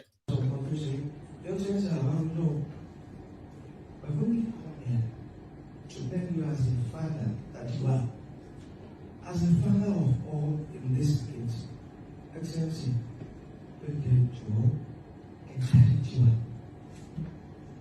Excellency, sir,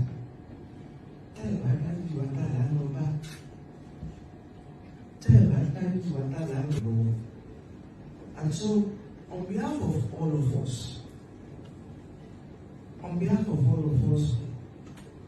I'm tendering this apology, and in particular, on behalf of Wike Kagame, Your Excellency,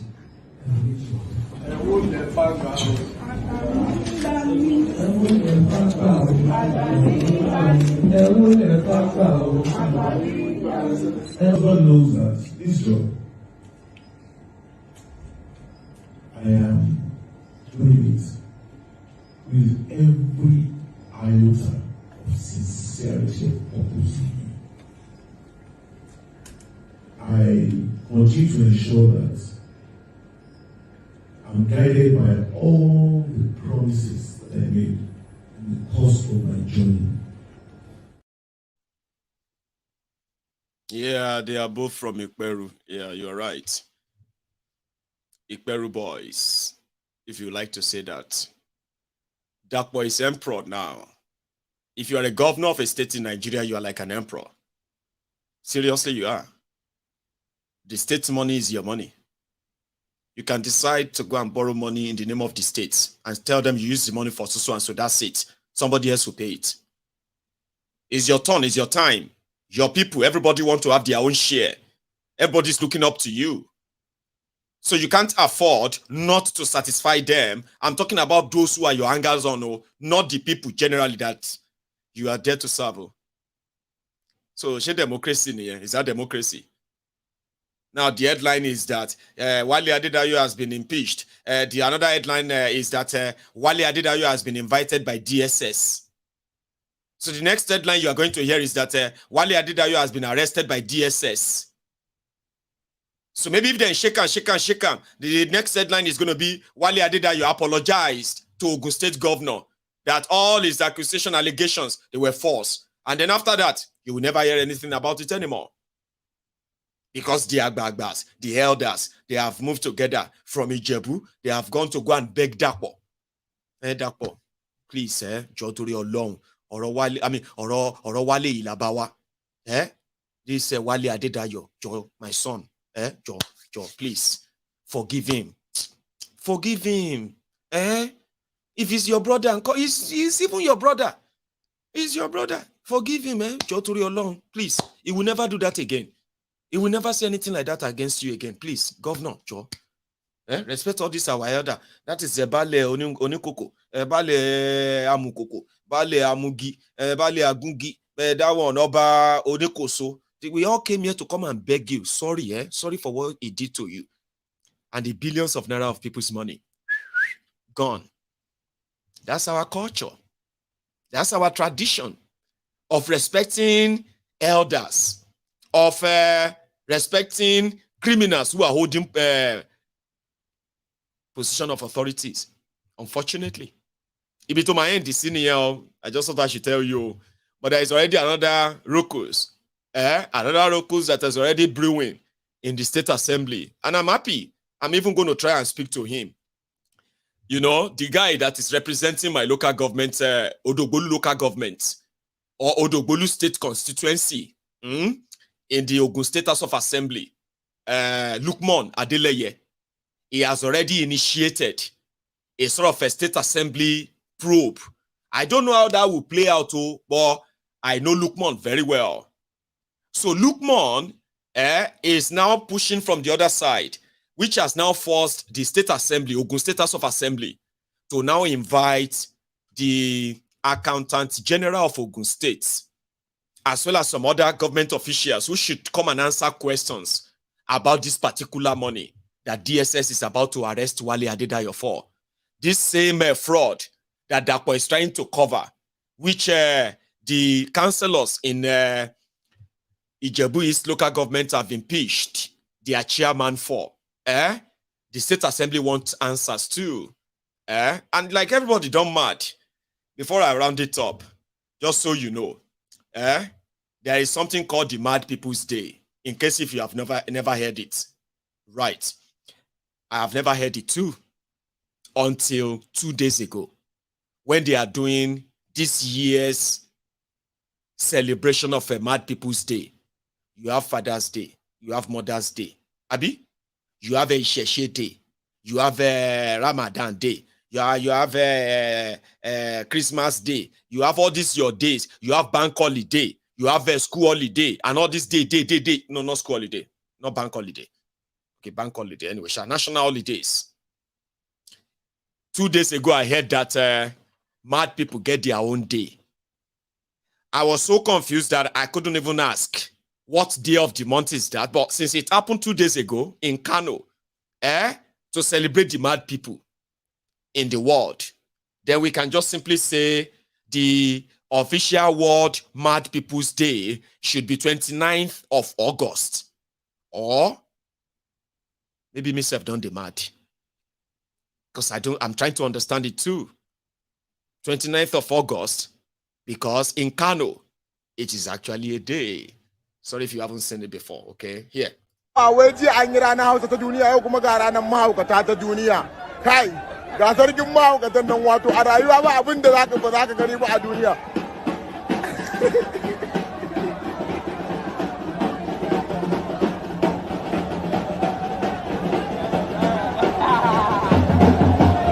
Wannan sarkin mahaukata ne, yau ranar mahaukata ta duniya.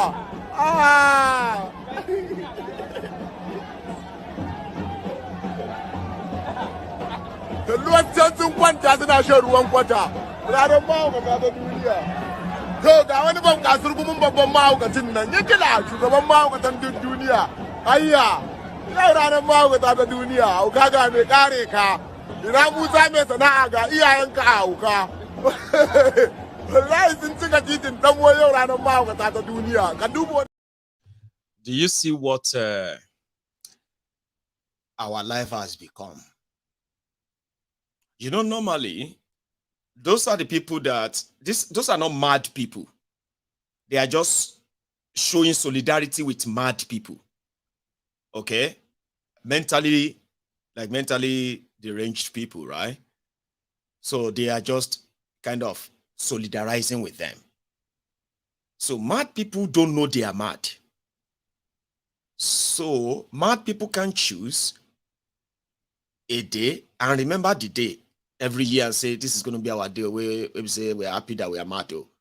Thank God that we are mad. Thank God, say this is the 27th years that I have been mad. Because you see, in Africa, if once they begin to see you dressed like those people dressed, now that way you dressed will determine how long you have been mad. You see their unshaven head, ragtag dress, dirty, and then coupled with all the all the trash that they pick on the way, that they put on and all that. So when you see a weary coming, and it can still, I mean, you can tell how long this person don't mad though. You say, I'm on this one na fresh oh. This one na fresh weary oh. This guy, this madman, this madness, if he passed 3 months, if this one are like 3 months old, say, what about that one? That one be like 2 years madness. This one look like it don't mad for like 2 years. Say, what about that one? Where they dose? Now that one I see when they come inside. I saw that one first when I was coming in. That one go down mad like about 30 years. Because the only way to earn the certificate of being mad is to be homeless and be roaming the streets, dirty, looking and all of that. So by so doing, they can tell how long you have been mad. Even if you go to all the deliverance houses, churches and all these places, they are doing deliverance, curing people of madness. Sometimes they will tell you, Esa, the kind when they don't share okoyin, or when they don't share omoyin, when they go strong, they are like all those kind of imported one. It's going to take us hard work to deliver your son from that madness. Can't only deliver, it could take a lot of work. But why? It's not the same prayer, miracle. No, it's not the same. The kind of weird, you see now, he has been mad for about 20 years. That's a long time. So many things involved. But if to say she's only mad for about 3 years now, that one go 500,000 will kill that one. 500,000, 3 years madness will kill you. About 20 years, so you say thinking now, something that has been bad for 20 years and something that is bad 3 years, how much you go collect? If not you, how much you go collect for this kind of 20 years madness? The bottom line is that even the children have grown to see mentally, mentally challenged people who have become mad people on their streets, and a lot of them grew up seeing all this kind of, public sad view, you say. So in their own mind, to solidarize with them, let's choose a day for them, a day to celebrate of being mad, or a day to remember that at least, now other people are dead. Now mad, you mad. Kill person. You know that kind of thing. They say, Amayegun, let the mad people breathe. I don't even understand your message. They are trying to show solidarity to mad people. So what's your point? My point is that our situation has gotten so bad, that, people who actually need the real help, that children should never grow up around them. Children are seeing them now, imitating them, and they found a day for them, and it's mad people's day. You know what I mean? They say, let the mad people be in peace, Jari. Now mad, they no kill person. Say, you this madman. If I catch you, I will shoot you. You don't come here again. No. Every time you come here, you come and litter this whole place. I say, Alaye, calm down now. Now mad. Now I no kill people now. You get what I mean? But in a working system, I have never seen a madman like they displayed in that video since I left Nigeria. 11 or 12 years ago, rather, 12 years ago. I have never seen one. The culture shock for our children that I left Nigeria 12 years ago. Nigeria started democracy 24 years ago. I grew up seeing mad people on the streets, of course. And I know it's not just in Nigeria, it's almost everywhere. They say the devil run them mad. Now this one, a spirit, all those things, But there are mad people here in the UK. When you go to psychiatric wards, you will see medical doctors, you will see lawyers, you will see people who are doing so well in life, who have a mental crisis, and they are receiving medical treatment. And I'm not trying to mock you. When you live around this place where I live, to be a madman self go be like say you go one kind of, if to say person they get choice. Again, I'm not trying to mock you, I'm just saying, okay? To mad self go they hungry you. When you go to these psychiatric wards, places where they are like taking care of people in their recovery, and then they finish all their treatments and they go back to their normal lives. Like, okay, sure you get. Just same way you had medical crisis and you go to the hospital, they operate you, or they did this, or they give you that, until you are fine. Sure you get. So you have an environment where people are treated with dignity, care, love, and they are not blamed or anybody blamed for whatever is wrong with them. They are not dehumanized. They don't roam the streets looking dirty. So next time you take your children to Nigeria and they see people dressed that way, and oh my God, Daddy, what happened to her? Mom, what was that? What happened to him? You have a lot of explanation to make. Oh, maybe you should look for more videos of what do they call them? The Mad People's Day, and then begin to learn and explain them to your children. Okay? Maybe that's not even a good way to wrap up a program, but I'm going to leave it at that. Go make myself another cup of tea, and I'll come back and take calls. Maybe a few calls, and then we can go to bed tonight. Especially those of you who want to react to that with the Wike's jibe or shots, the fire. Shots fired. So you can still help me like this broadcast, like it, share it, subscribe to my channel, and then pick up your phone if you want to say something. The number is on your screen, and it's mostly better you call through the WhatsApp. Some people still call directly anyway. I will be back. Don't go anywhere.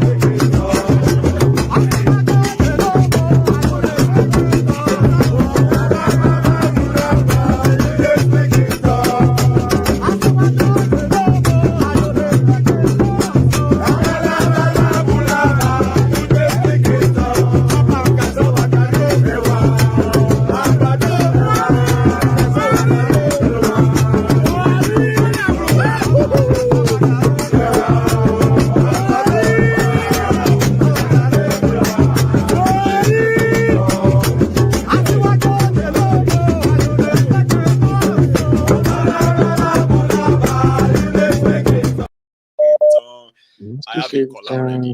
Hello there. Oh, God bless you, sir. God bless you. Baba?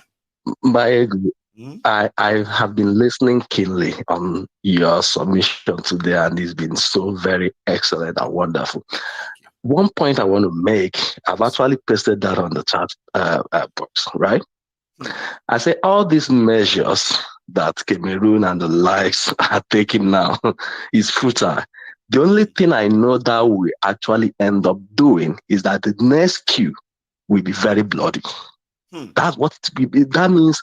That means, in effect, the bloodless queue we are seeing now, where Palace Guard will take over the whole thing, will not be the issue. The issue is going to come from outside, and it's going to be bloody. And it will claim their life, because these ones are lucky that these ones didn't claim their life. That's just what I'm trying to say.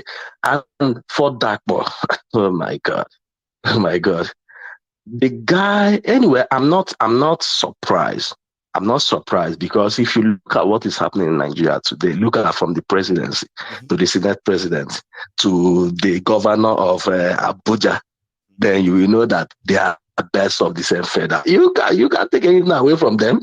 So the head is already rotten. The tail is gone. So that's just what I want to say tonight. Maegu, thank you very much. I really what you're doing. God bless. And you too, Baba. Thanks a lot for stopping by. The wind is blowing. Some will survive it. Some won't. We have seen it in July. We have seen it in August. September is upon us. I mean, we can anticipate, can't we? We just don't know where. Do you?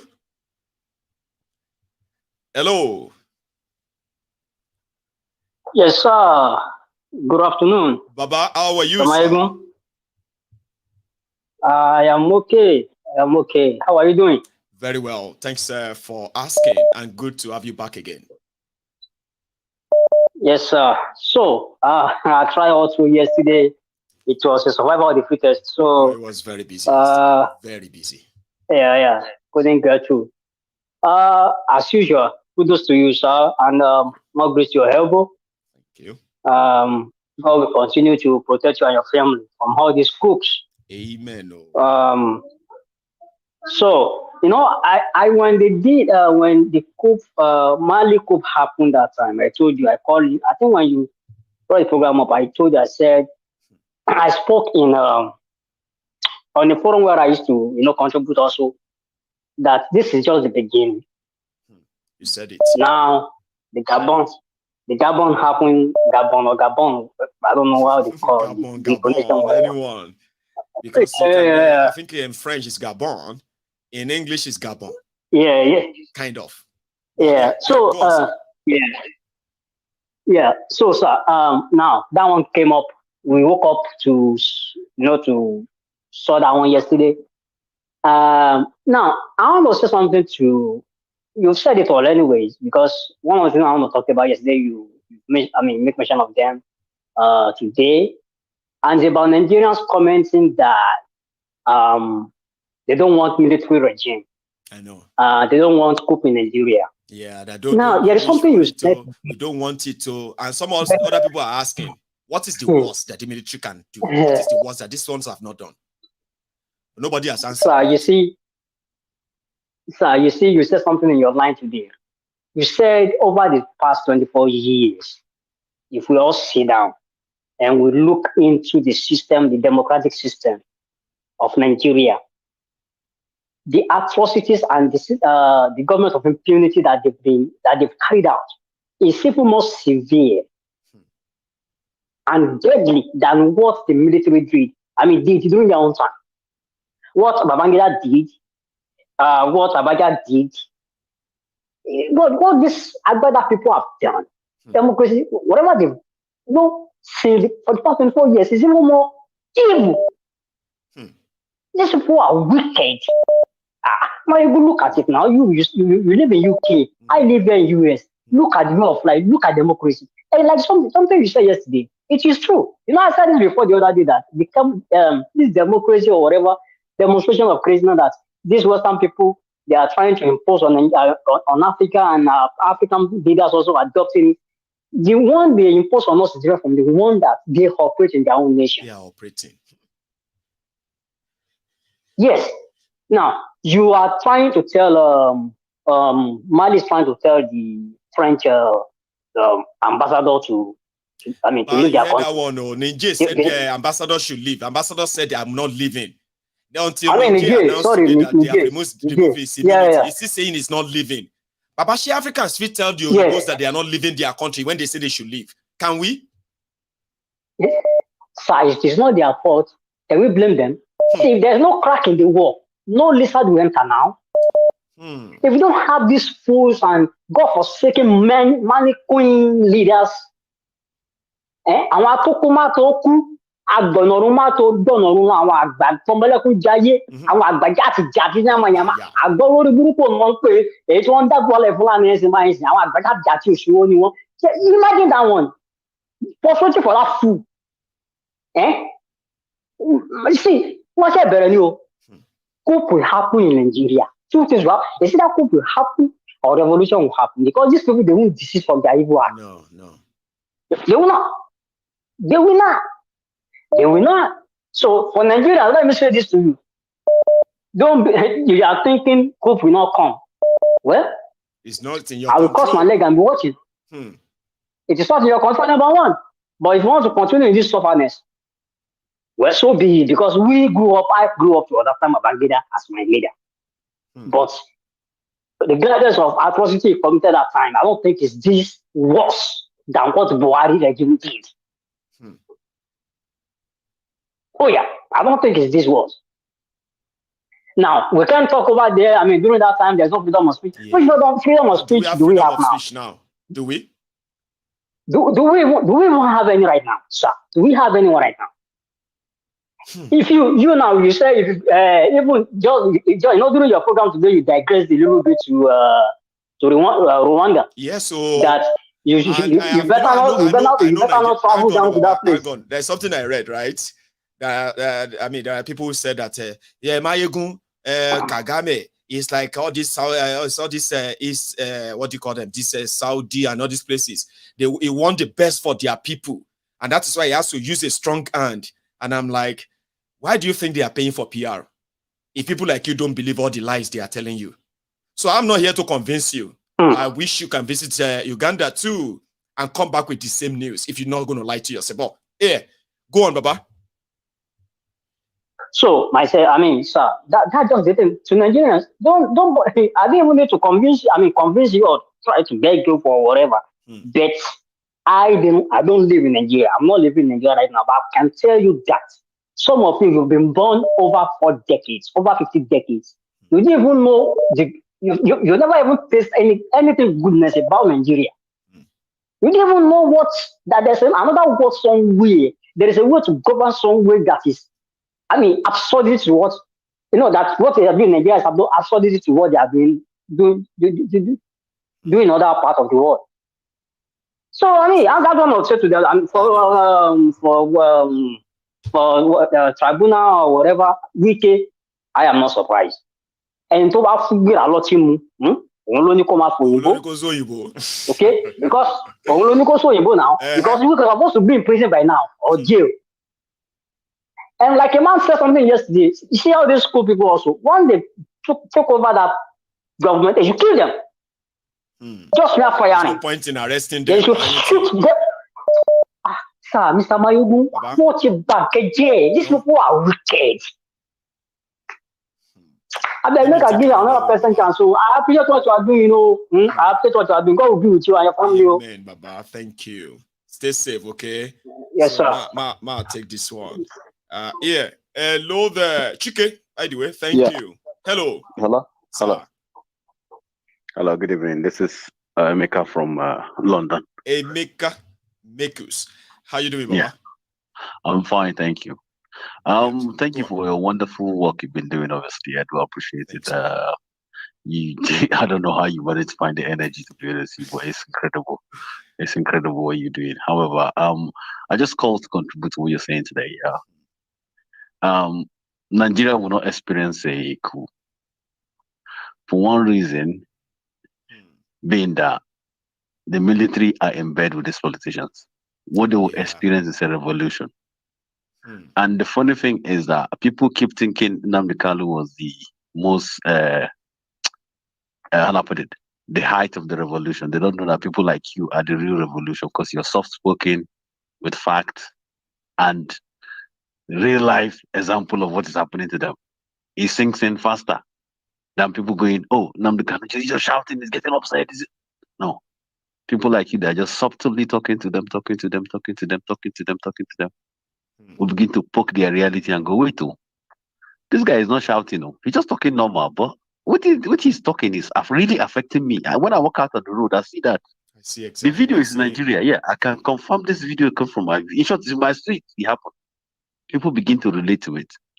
And that is the revolution of the mind that you're building. It takes longer, but it lasts for eternity. It becomes an idea that you can never take away. However, on the issue of coups, the coup in Gabon and the coup that is going to happen in countries like Cameroon and any other country in Africa is no longer going to be people's coup. This is the West reacting to what happened in Niger. Niger was the closest for you to supply costs to fly those material from Niger all the way to Europe was cheaper. Now, they've been cut off from Niger. The next place they know they could find that same replacement was Gabon. They needed to remove that guy before the people remove him.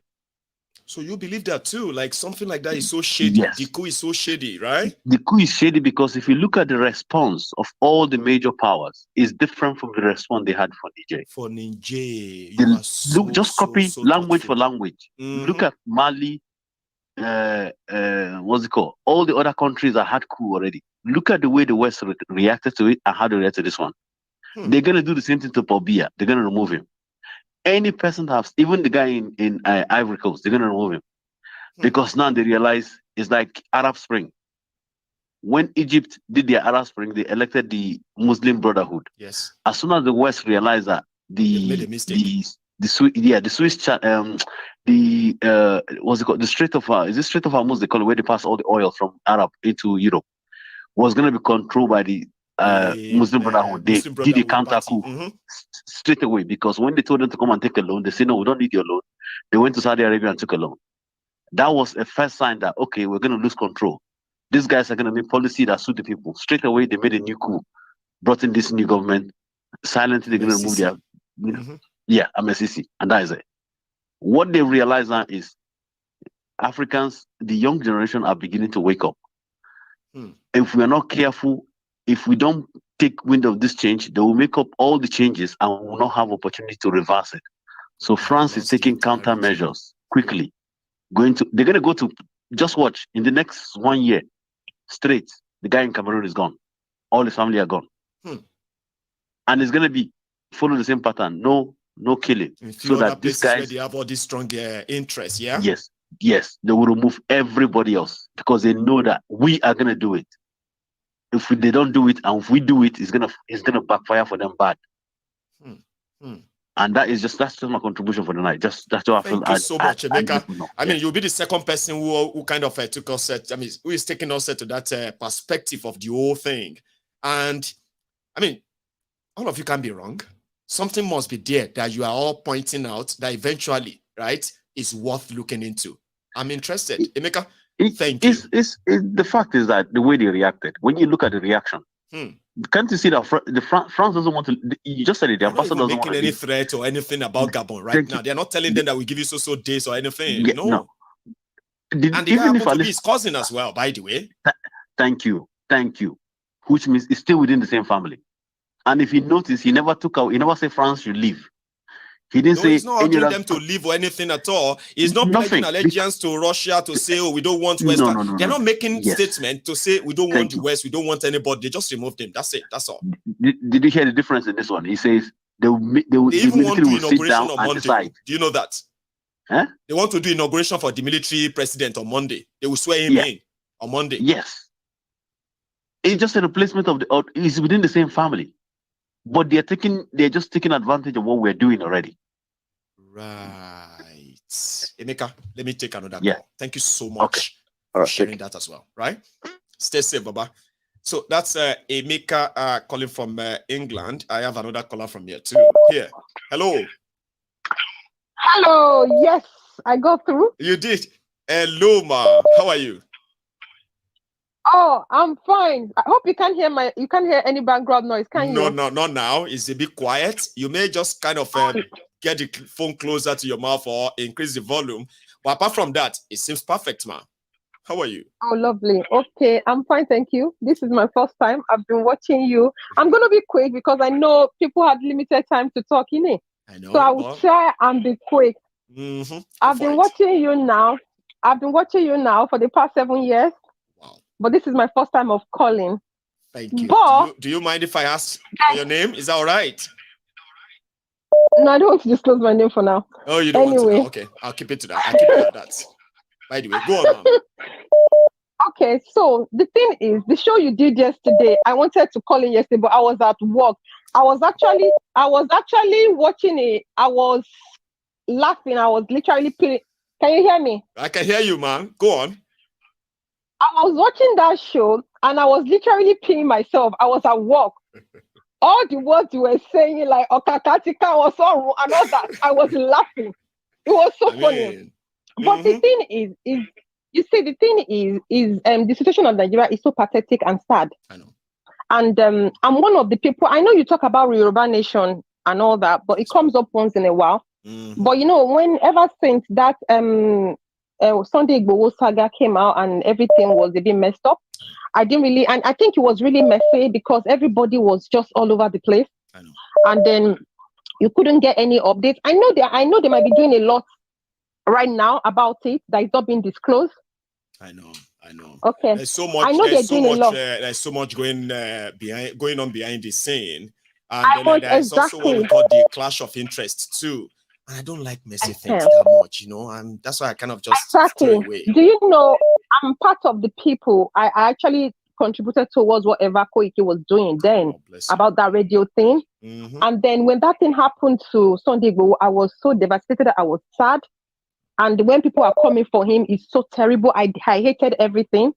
Do you understand? And I'm just hoping, I don't know, I don't know deep, whatever they bring online that we listen to and all that.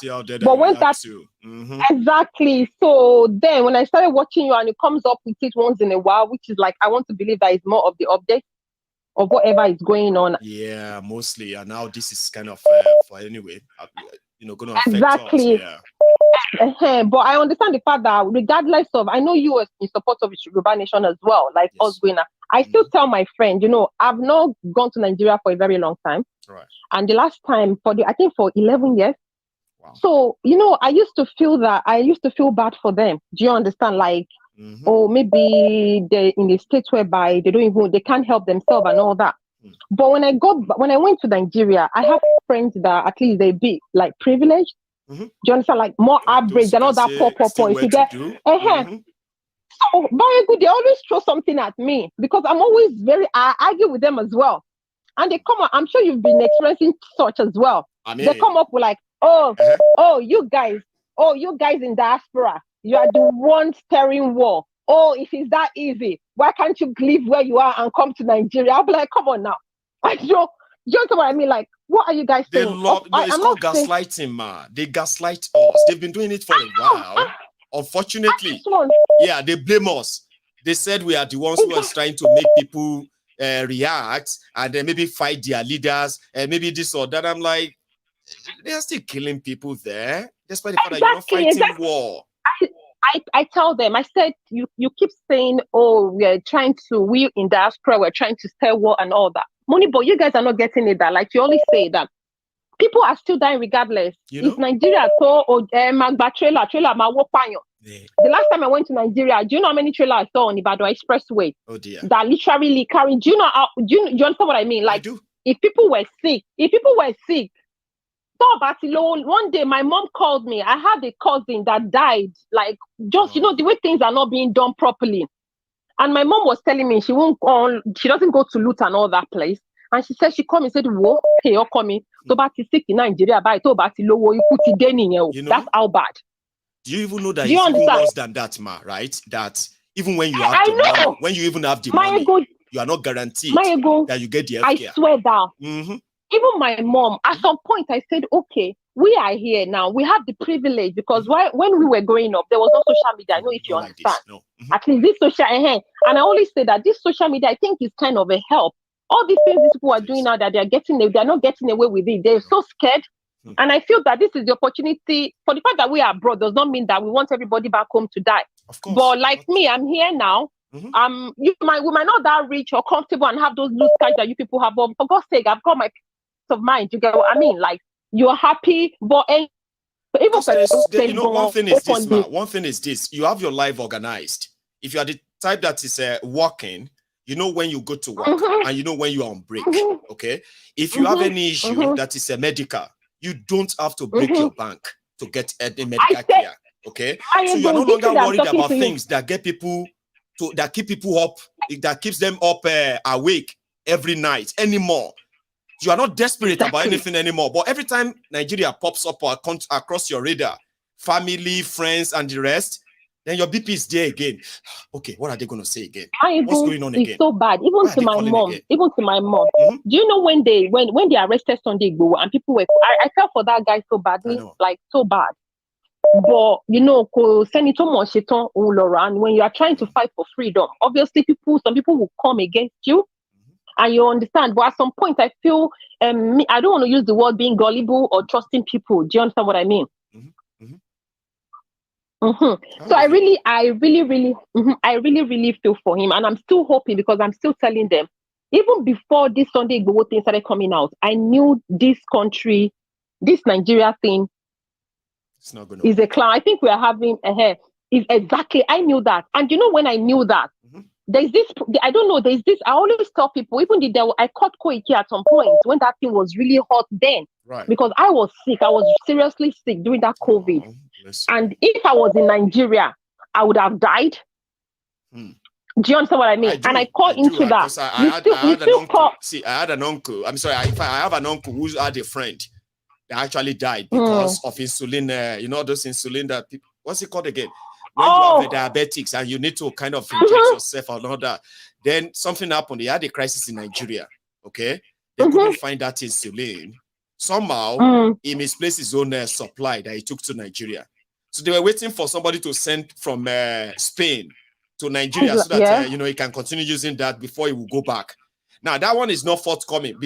We are expecting it in 2 days, right? And then a day before that, we had that crisis, sister. That was when I knew that the rich also cried. This that's why I keep telling them. I keep telling them that has lived all his life in Spain. I'm talking about people who lived in Spain. No, they were not speaking English. And he still made it in Spain. He made it. When I say made it, right? He was somebody who was okay. We had diabetics. That was when I know that the rich also cry. Money, you have the money. In Nigeria, it may not save you, even with your money.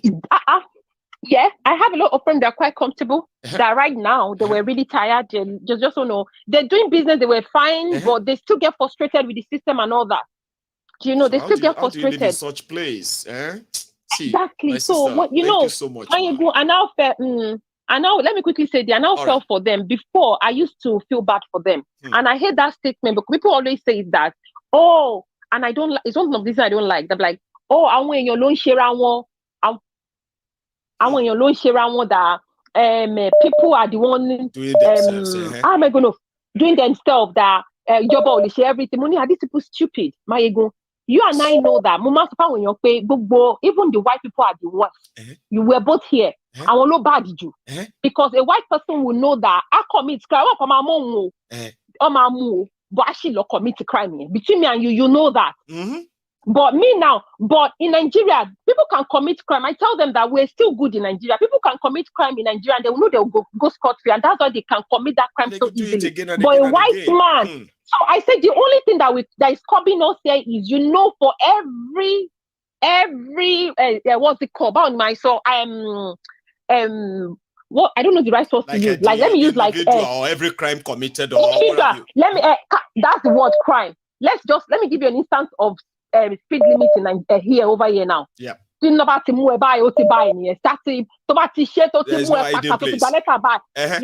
what I mean? They don't know me here. But Nigeria, you can call. So when they come and say, people is their fault. Everything be by. I will not misbehave now because I know where they told me to do exactly. So, I don't know. God help you. But please, thank you so much. I know God you have so much to say. I can tell. I swear down. I do. But the thing is, please, I need an update. Like every time, about this Yoruba thing. Like, because I still feel that's the only way out. And I keep telling my friends, even once in a while, regardless of whatever conspiracy and whatever is going on, if you can just chip in every time to let us know that things are still going on. They're not giving up. Do you understand what I mean? Once in a while, let me say please. This quickly as well. Yeah, because you mentioned it, and for the sake of our listeners, because like you said, you've always wanted to call in, but you've never had that chance, and we had that chance this evening. Okay, you see, what happened is that the people who all of us thought we should give all the backings and support to, okay, to ensure that they have enough clout, enough number, okay, to actually push this Yoruba nation and all that, including Oloye Sunday Igboho. A lot of things happen behind the scene, okay, that I have told people. I said, if I see all of them, I am not going to be helping that struggle, okay? So that thing behind the scene, trying to fix that thing, right? The same people who doubled down at the time when we were even trying to tell them that don't go this route, don't go this route. You're going to discourage. I mean, you're going to disorientate a lot of people. You're going to confuse them. I did my best, especially last year, December, when I said I would stop talking about it, right? It's because behind this scene is so much messy. Now, these same characters are, in a way, they still not feeling like they can come back on that same track. And like you said, how you felt towards Oloye Sunday Igboho, I felt badder than that. At a point, it's almost like I was more concerned than him. And you know that one they will say, I can't tear gone. I know. Yeah. In that level. Yeah. So at that point, you just have to be like, hey, you know what? Fine. Okay. Well, like you said, the cause for the Yoruba nation, advocacy for the Yoruba sovereignty, I talk about them every day.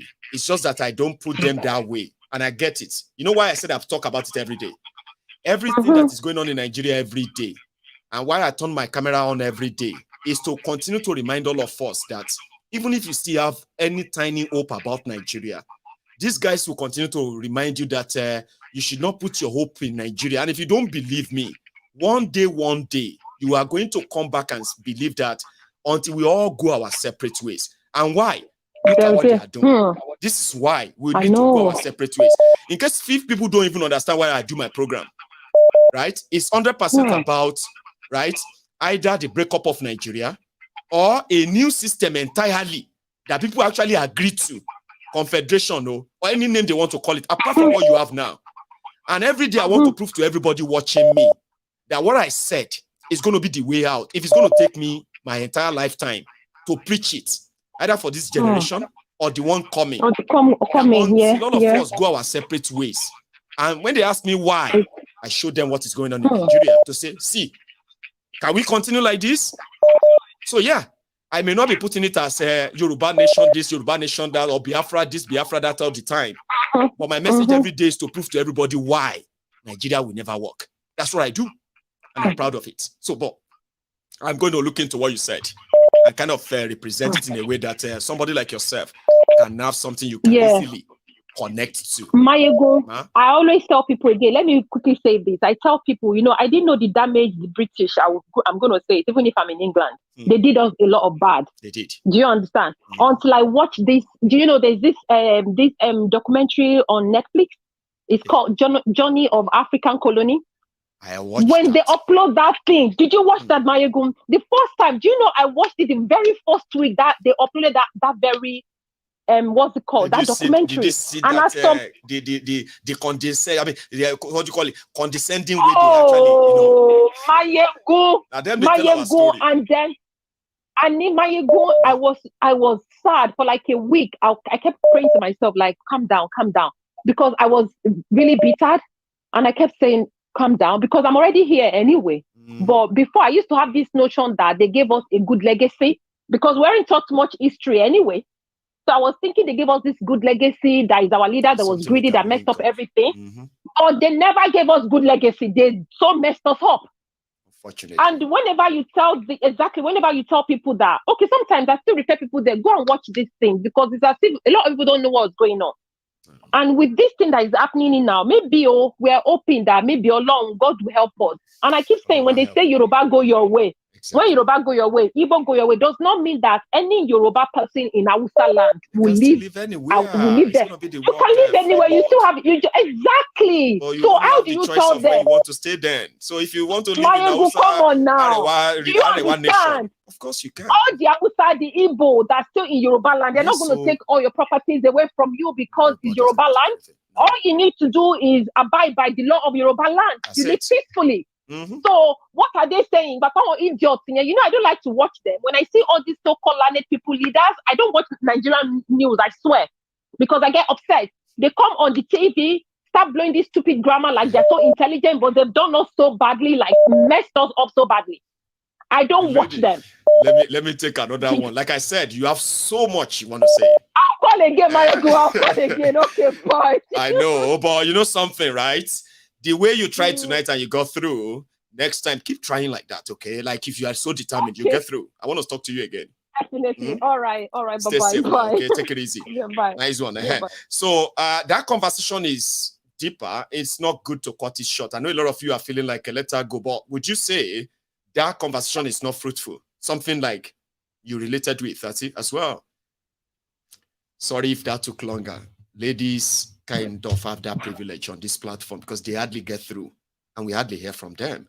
And if I could have any of them calling in every evening, I can speak to just 3 of them in an evening. And tell all you men to calm down. Hello there. Hello. Yes, sir. Yeah, my general. Sir, how are you? Good evening. This is Ken calling from Cali. Hey, Ken from Cali. Yeah. I got you tonight too. Yes. How you doing, Baba? Yeah, man, I'm good. Been trying to call for like 4 or 5 days. I can tell. I'm not been able to get through. I believe you, but now you are here. Yeah. So thank you. Yes. Well, in terms of what is going on in Africa right now, it's not a bad thing. It's actually a very good thing, right? Because the political leadership in the whole of Africa failed us. When I first moved to the US about 20 years ago, I sat down and analyzed everything and figured out that the only true problem we have in Africa is management and leadership. That's right. If you can fix those 2 things, you fix African problem. But the problem we have is we have terrible leaders. And when I have conversations with people about Africa, I tell them all the time that the nicest humans you meet are in Africans. If you go to Africa, they accept everybody. They don't care where you're from. They accept you and they take you. Especially if you are a foreigner, they look out for you to make sure you're okay. We do. In neighborhood, Adubo, they will look out, make sure you're okay. You're solid. Because even they in look Africa, out for we you. say it takes a community to raise a child. Exactly. It's like everything to us in Africa is community, and we treat foreigners well. You are right, Ken. Yeah. So it's the problem we have. I tell them all the time, the nicest humans we have are Africans, but the worst leaders in the world are African leaders. That is the problem. Then how do you go from coming up from a very good home, with good home training, and you get in power and turn into a monster? I don't know. That part I've not figured out yet. You get my point? I do. So that is what the problem is. And I was having a conversation with my brother last week about Nigerian problem. And he just retired from the U.S. Army. And he got to the highest rank you can get as an enlisted. So he was high there in ranking. Right. And when we were talking about this coup stuff last week, when Tinubu wanted to invade Niger. So he explained some things to me that it would be hard for a coup to happen in Nigeria.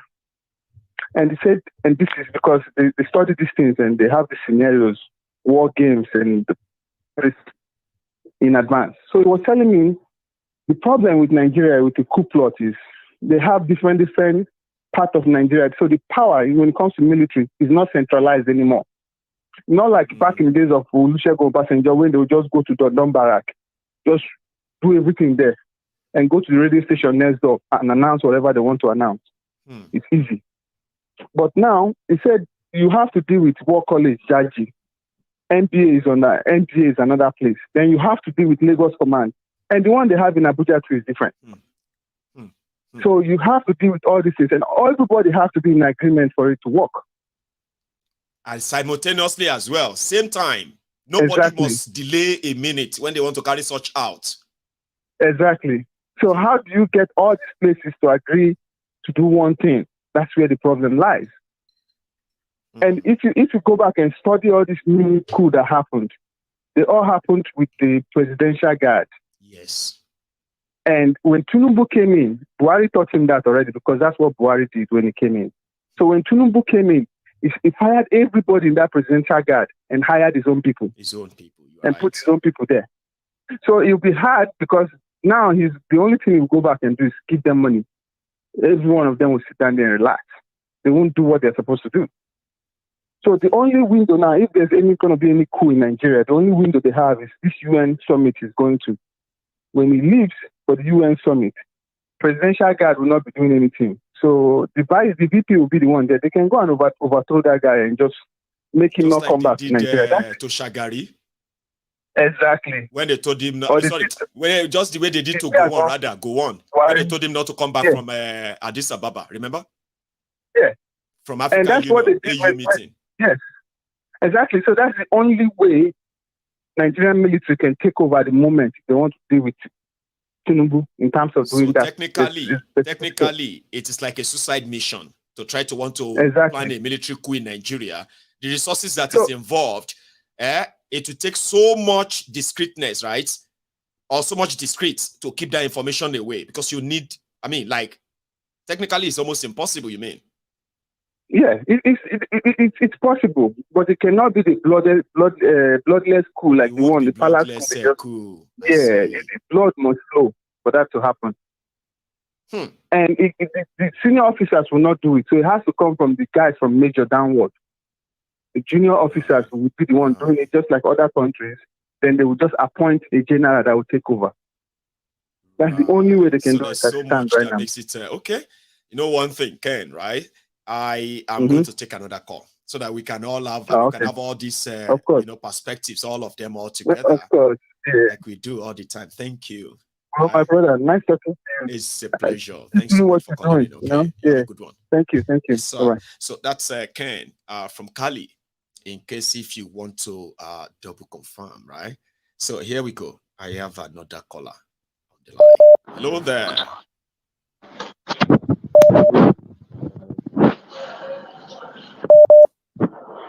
Hello? Can you hear me? Hello. I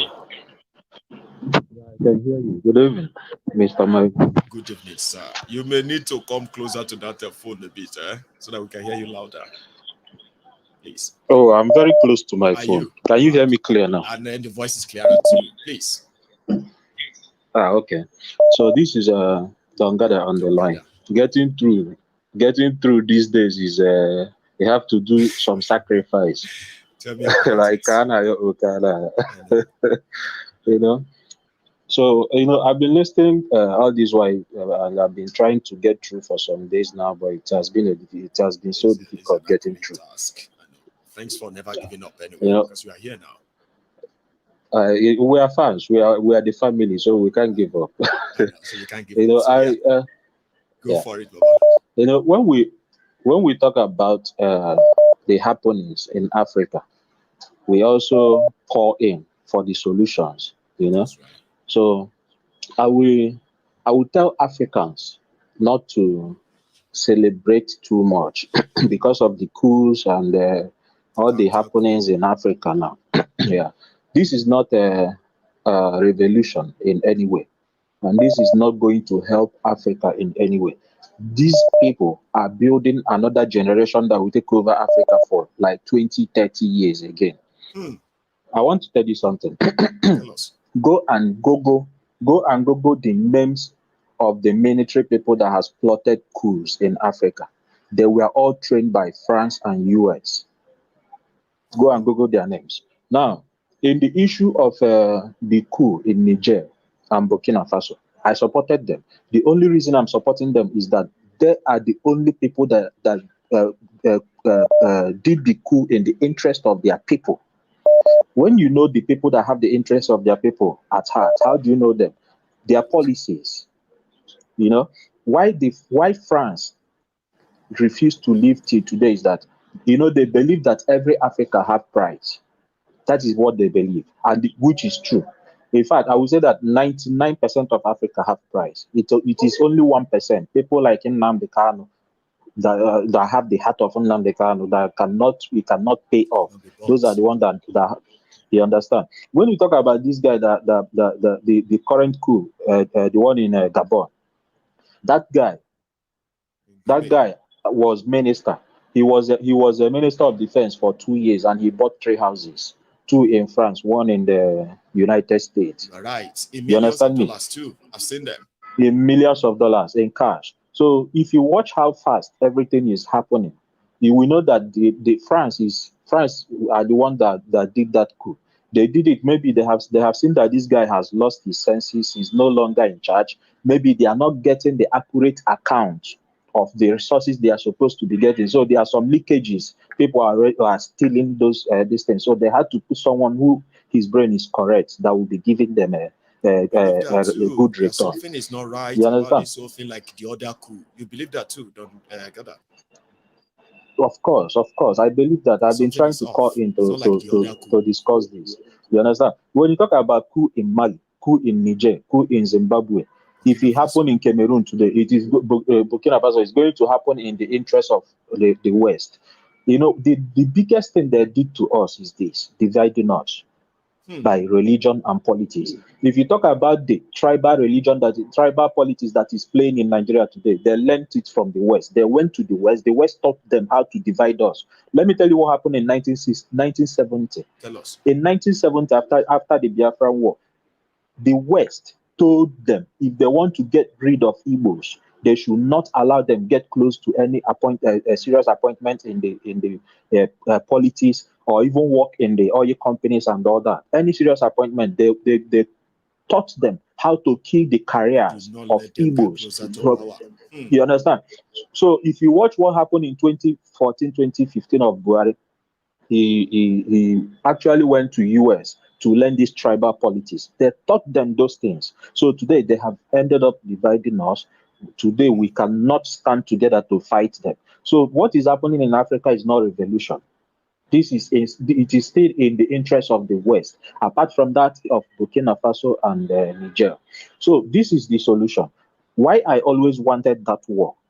If actually that war did happen, I am surprised they are no longer talking about it. Even the West, no. If actually that war did happen, it was going to be too fast now. Like everything is happening too fast. Do you understand me? What's going on? It's happening too fast. And nobody is talking about the war again. If that war actually did happen, it was going to be a revolution. It was going to be in the interest of the people, because the people were the one that is going to fight. Yes, you know what somebody told me about that? They said that if Niger is invaded, and it gets out of hand, eventually other West African countries from, people from West African countries like Nigeria, Ghana, Togo, Ivory Coast, and all these places, when the war starts, now then all these politicians, all these guys, when they look at their back, they realize that their whole house is, their whole country is on fire, because there are people asking them to leave now. It was not going to be West. It was not going to be West Africa alone. It was going to be West and Southern Africa, Central Africa, and East Africa together.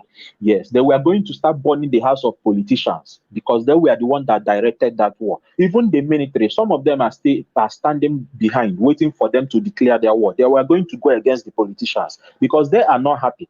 They are just taking the last order. They are not happy with the happenings. They are not happy the way they kill them. Look at the way they kill them like chickens in the northern part of Nigeria. Nobody is celebrating them. Nobody is compensating the family and all that. So the only thing that is going to happen to Africa, that is going to unite Africa, is that war, revolution. And that war is going to bring revolution. Secondly, if actually Nigeria ended up divided, if Nigeria divide, the West will not be in control of any part of Nigeria any longer, like Oduduwa and Biafra. I don't know about the North. Because that decision of dividing Nigeria, it is coming from those who are in Nigeria. We, the people who are a part of Nigeria today, are not them. They won't be in control of anything. Not them. Not them. You understand? So that is the only thing that is going to put Africa in place. If we are talking about, if we are celebrating coup, we should be careful. The only coup I'm celebrating, like I said, is the one of Burkina Faso. And if coup should happen in Nigeria today, it is going to be the worst thing that will happen in Nigeria again. Because who are going to be in charge? Those criminals, those jihadists from the north. They are the one in military. They are the one that is going to take charge of Nigeria again. So that is with my contribution. The breakup of Nigeria. I want them to plan a coup. Of I course. want them to go to that war. I want them to do everything they are threatening to do. Nobody should stop them. Okay? And then we can all wait for what is going to happen after that. Sure. Thank you for the chance. Have a good one. So that's Don Gada there. And I have Angono. If you are still watching me, do you know if you haven't liked this broadcast and you have been here for like over 2 hours, we are almost rounding up soon. Is that when you want to do it? Take a moment and do it. Just like the broadcast. If you're watching me now on Facebook or YouTube, okay? Like it and share it. My caller. Hello there. Biafra, all hail Oduduwa. All hail Biafra, all hail Oduduwa. Brother from another mother, one name, how are you? Yes, I'm fine, how's the family? Well, we're good. Thanks for asking.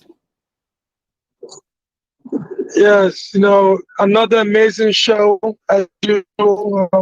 I'm on the road, I'm driving, I'm calling at the same time. I had to get my piece in. Hans phrase it. Yes. The young lady that you spoke to for a while, man, I think you should have another segment with her. I really enjoyed what she was saying, and I cut it, but the spoke excellently. She has so much to I share. kind of agree with. Yes. Yeah, there's definitely a lot of time. How immediately out of the media, the whole invasion just disappeared. No one wanted to talk about it. And then also there's a big, I mean, in history, you always see that there's a big scandal where they can't get themselves out or off the chaos elsewhere to distract everyone. So that's definitely, we need to be very, very careful looking at what's going on. Yes, we want to overthrow all these leaders. It's not, go first without thinking what else is behind this and what else did we just get out another hot frying pan to jump into one? We really need to be very, very vigilant of what's going on, because a lot of these people, they love chaos. Yeah, they'll use the chaos in order to push their agenda. Right. So at the same token, yes, young people are fed up and people are waking up to the nonsense. Why do people celebrate the Independence Day? It doesn't make sense, because you're still under colonialism, just in a different form. You're not independent, so why are you celebrating Independence Day? It doesn't make sense. You're right. Yeah, it doesn't make sense. But I don't want to hold up too long, because I know I've been dialing, which is actually good, but that is a bit more difficult for people to get through to speak to you, which means that people are listening, more people are coming in. So which means that awareness is growing. And with that said, people, I want you to hit that like button. You can't have all these over 2,000 people watching and there's only 600 or something people who likes on there. It's supposed to be way more. And people need to, spread this, share. Tell them. Share. It's the easiest thing to do by just clicking share, which appears on the screen anyway. It's right there. Just click share and then send it everywhere. If you're watching on your TV, bring out your phone. It's just something you'll do it within a minute. Bring out your phone, go on YouTube, search for Mayegun's Diary Political. Go on this video. Under it, you'll see the share button. Share it, copy the link, share wide. And you've done your own part. And thank you, by the way, to all of you who have been doing it very well.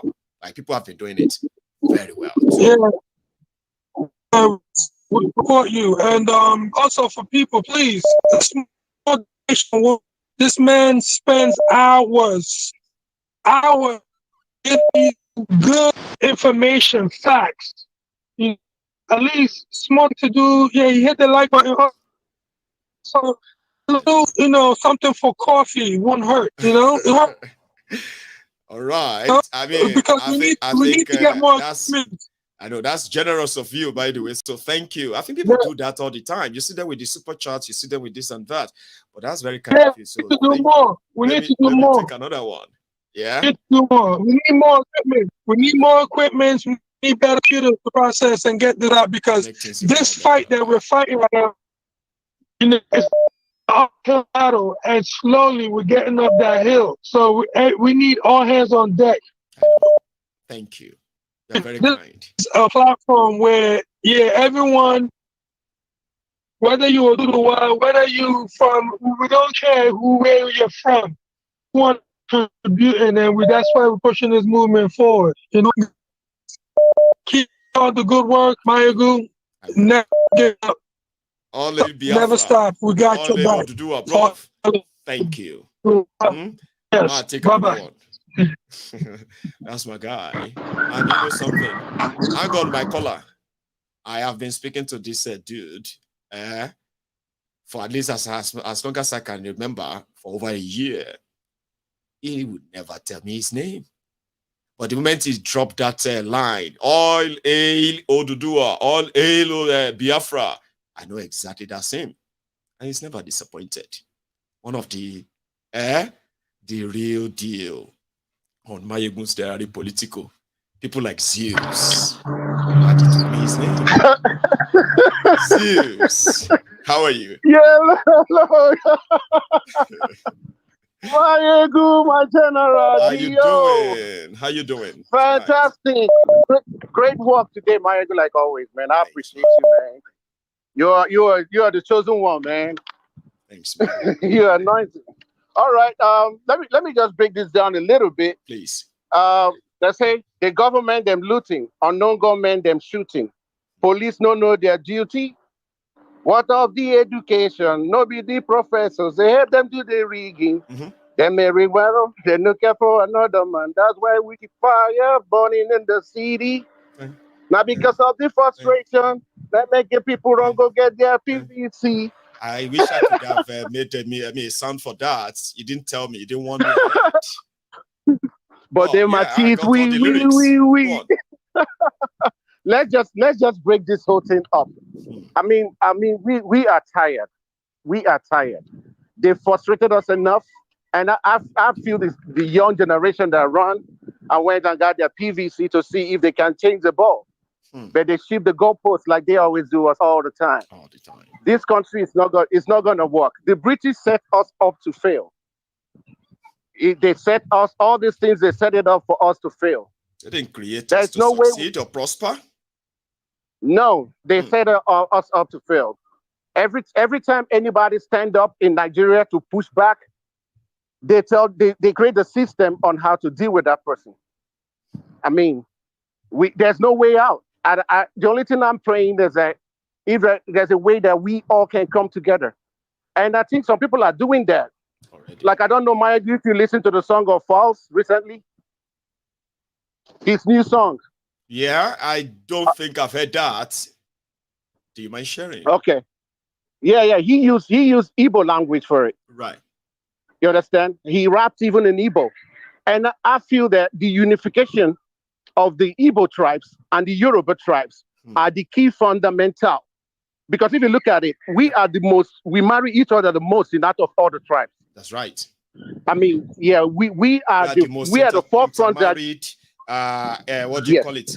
Business interbusiness relationship, cultural exchange, and so many things that we also share. Everything. Mayego, I have four sisters. I have four sisters. Two of them marry Yoruba.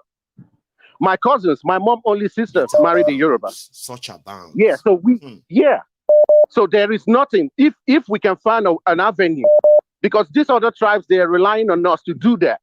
That handshake, they say, Azikiwe and Awolo will say, handshake across the Niger. That is what we need. That handshake across the Niger. We are brothers. The leadership that actually understands the importance of that, even at all of this, it doesn't erode, what do you call it, the Igbo's culture and tradition that makes them unique. It doesn't erode the Yorubas of all their own culture and tradition. No. It's a union that kind of respects those uniqueness and respect them as we embrace each other's culture. We embrace each other's culture. We love each other. And if you go and watch that first music video, and you're gonna love even the unification of both cultures together, man. I rest my case here, Mayegu. And God bless you, Zeus, for stopping by. All right, bye. As usual. Thanks a lot. You have a good one over there. So Zeus says that if you listen to Falls last music, which I have just remembered that I've actually listened to, maybe not completely to the lyrics. I've heard it once. And it was really, really great. So yeah, here. Hello. Hello, sir. You might need to mute that video, or you leave the room entirely, like completely. If you want to hear ourselves, right? I've done that, Maegun.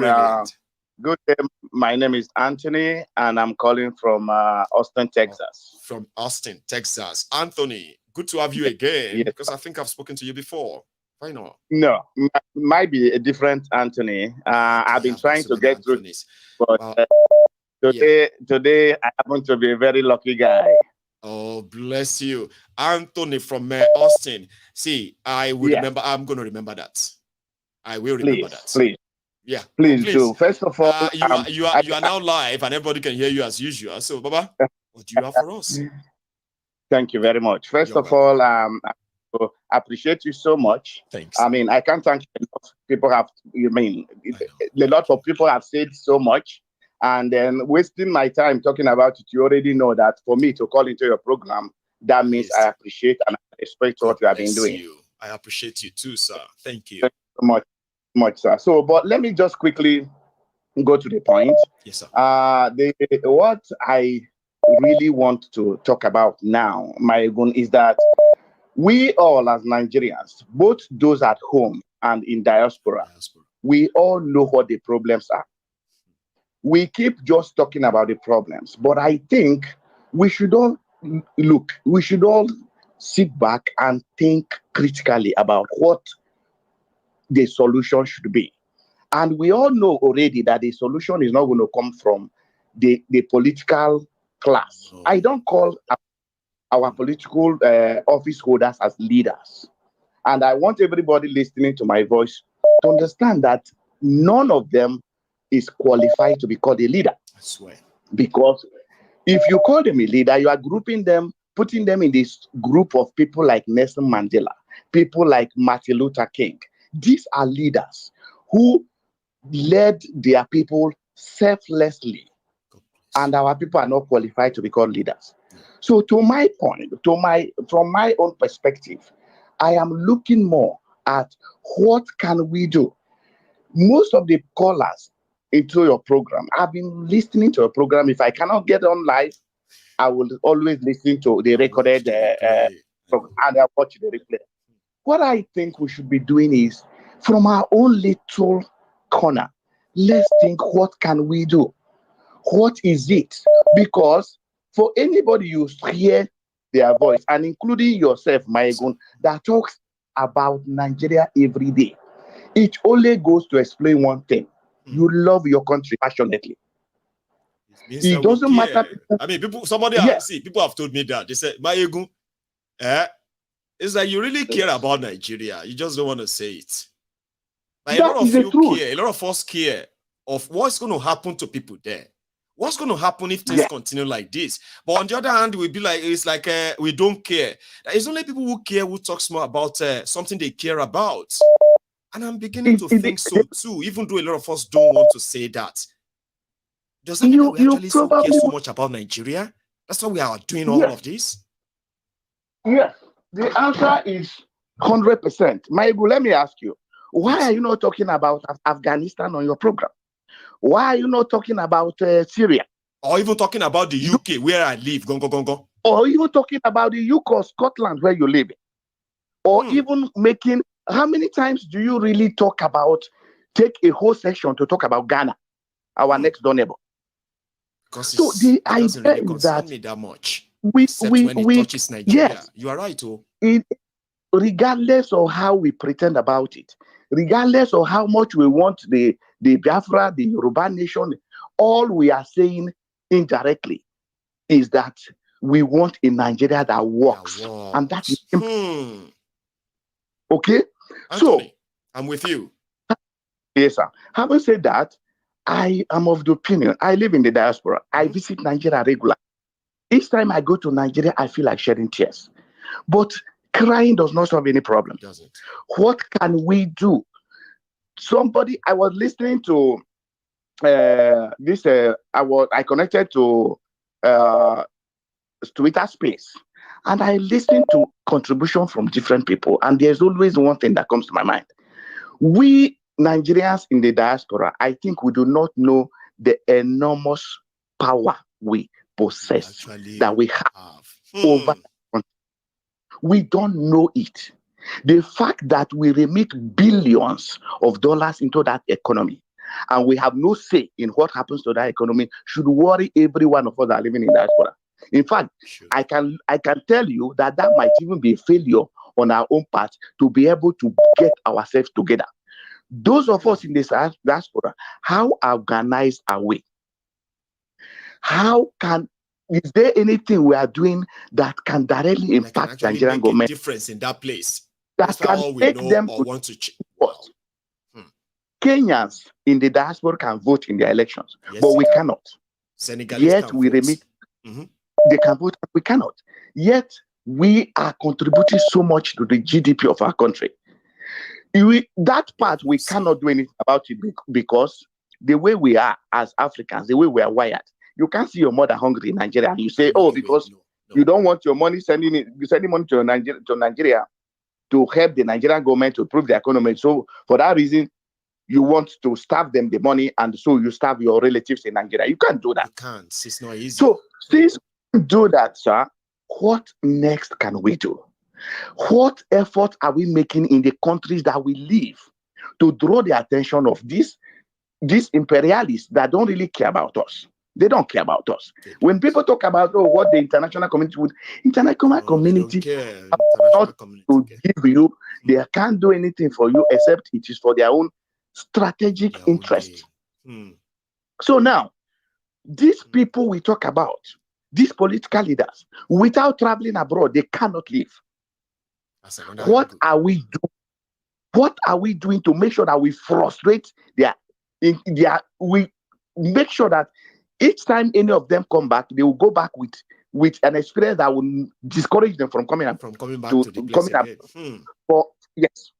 What are we doing? We are not doing anything. See, you know what you have just done, Anthony? You know what you have just done? Yes. You have made a lot of people who have been listening to this program all this evening, right? To have something to go and think about and say, man, that's true. That's so true. This has been, it has been boiling my mind. And so we just you are sharing it. Vent our anger, but we don't do nothing. We should direct our anger, control it to our advantage. Yes. We have to plan. We are in the, we are not young. I am over 50. Bless you. And a lot of people are still even way younger than I am. But I can still categorize myself as one of the internet generation because at this age, if God keeps me alive, I have a long life to live. I still have you still have a long way to go, and that long way can actually means a long change too. Right. See. So we are not doing anything. We are not organizing in the countries where we live. We are not writing to the government. How many Nigerians have gone to occupy a Chicago State University gate to demand that this university must tell us, because this is a controversy in our country. I believe that we still have students that are Nigerians that are in Chicago State University as we speak. Yeah. What are they doing? People, it's no longer Nigeria where you say that you cannot come out to protest because they will rain bullets on you. Freedom of protest is a fundamental right around the world, except that it's been abused in Africa. How many of us in the face of the whole world, wherever you are? So, that's all right. I want your platform is gaining traction, and I can tell you, in these past 2 weeks, I have linked not less than 5 Nigerians who today thanks me for making them even know about your program. God bless you. So the idea is that this platform should be a platform for galvanization of Nigeria, for sensitization of Nigeria, not for us to keep enumerating our problems. What can we do? All our problems and all. You are right. That we can track these people wherever they are going. Where are their money being moved from one place to the other? Yeah. Which countries are they visiting? If we know that this person is going to France, we'll make sure that we get our people to go there, embarrass them from the airport to the hotel to wherever they are going to attend. Going to appear. Let us make it as a point of duty that this is what we are going to do. Of course, I know that I'm not oblivious of the fact that they have a lot of, the ababakus, all those words. All of them abroad. That we know now. That will want to even still go and prostrate for them. But they are in the minority. They are in the extreme minority. They go there just because by the time these people comes, they will leave them with brown envelopes before they leave. That's why they go there for. But the other people, most of us in the diaspora that are holding our own ground, I don't need anybody in Nigeria, any politician to dash me $1 because I'm okay. I can feed myself and my family. That's right. So this is the message that we should pass in across to every Nigerian in diaspora, that make sure it's not only that. Where you see them, raise alarm. If you know if you go there, other people will join you. I appreciate that, Anthony. Yes. Our time is so up now. Right. And I okay. See, I could listen to you all Thank night. You very much. You know, even not only them, even their children, their wives. I just want to add that one. Thank you very much. God bless you. God Anthony, bless. Please call again, okay? So that maybe we'll have enough time you can even share more, right? Thanks so much for this. Thank you. Stay safe, Baba. Have a good one, sir. Okay. So that's Anthony from Austin in Texas, United States. So and he is going to be our last caller tonight. I think I'm going to leave you with Anthony's message. All of us should have that message at the. It's not going to be the first time that we're actually saying that on this platform, okay? Using what we have as diasporans, all right, to push and get wherever we want right from here. And he was right. We are not organized, coordinated. But yeah, we'll get there. At a point when people like when people like Anthony continue to remind us that there is power in the number. There is power in number. We can't continue to remit billions and billions of dollars back into that economy of Nigeria that the criminals in Nigeria are actually looting. They are looting the billions and taking them out of Nigeria. We can't be contributing and remitting that kind of money every year, annually, to help the Nigerian economy. And yet, we are reduced to just noisemakers from abroad. There should be something more than that. And I agree with him. And on that note, we call it a night. So thank you so much for spending your evening with me. All the support, all the likes, all the shares, all the comments, and every one of them of those super chats, right? Including those of you, my friends, who are giving me stars on Facebook. Unfortunately, my software cannot really show where you give me stars on Facebook, but I am sorry that I've not really been acknowledging some of you too. People give me stars on Facebook too. God bless all of you for your kindness and for your generosity. Subscribe onto my channel. You will never miss anything. So I'll see you again tomorrow. Good night.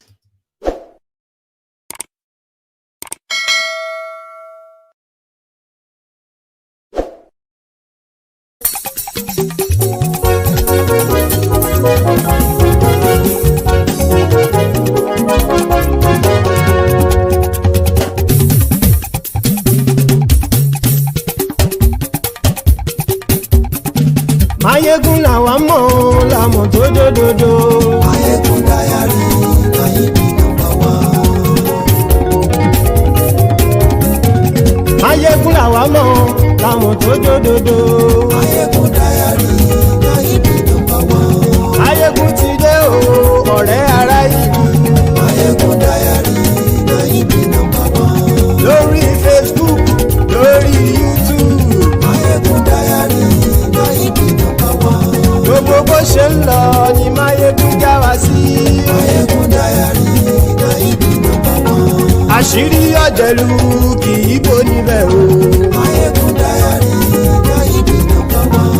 Bó bá ṣe eré àní Mayegun máa wí. Mayegun dayari Mayegun number one. Ó sì tún ṣe eré wàá gbọ́ níbẹ̀ o. Mayegun dayari Mayegun number one. Mayegun dayari political. Mayegun dayari Mayegun number one. Godfatherism kò sí lọ́rọ̀ Mayegun. Mayegun dayari Mayegun number one. Ẹ farabalẹ̀ sẹ́ o kẹgọ́rọ̀ lẹ́nu o. Mayegun dayari Mayegun number one. Àní Mayegun làwa mọ̀ tó dòdòdò. Mayegun dayari Mayegun number one.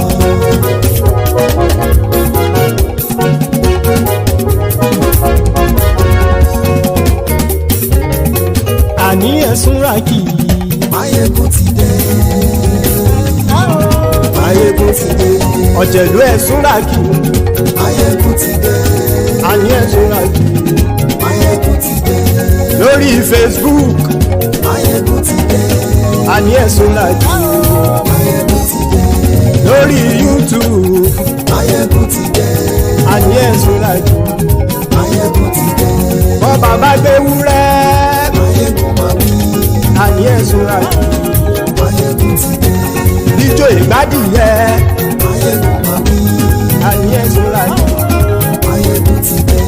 pẹ̀sìdó bá rúfin o. Máyégún máa wí. Àní ẹ̀ ṣọ́ra jù. Máyégún ti dé. Kí gómìnà kówó jẹ. Máyégún máa wí. Àní ẹ̀ ṣọ́ra jù. Máyégún ti dé. Ọlọ́pàá tí ń gba rìbá. Máyégún máa wí. Àní ẹ̀ ṣọ́ra jù. Máyégún ti dé. Aṣòfin tí ń rúfin o. Máyégún máa wí. Àní ẹ̀ ṣọ́ra jù. Máyégún ti dé. Òpùrọ́ olóṣèlú. Máyégún máa wí. Àní ẹ̀ ṣọ́ra jù. Máyégún ti dé. Ọ̀jẹ̀lú ẹ̀ súnra kì. Máyégún ti dé. Àní ẹ̀ súnra kì. Máyégún ti dé.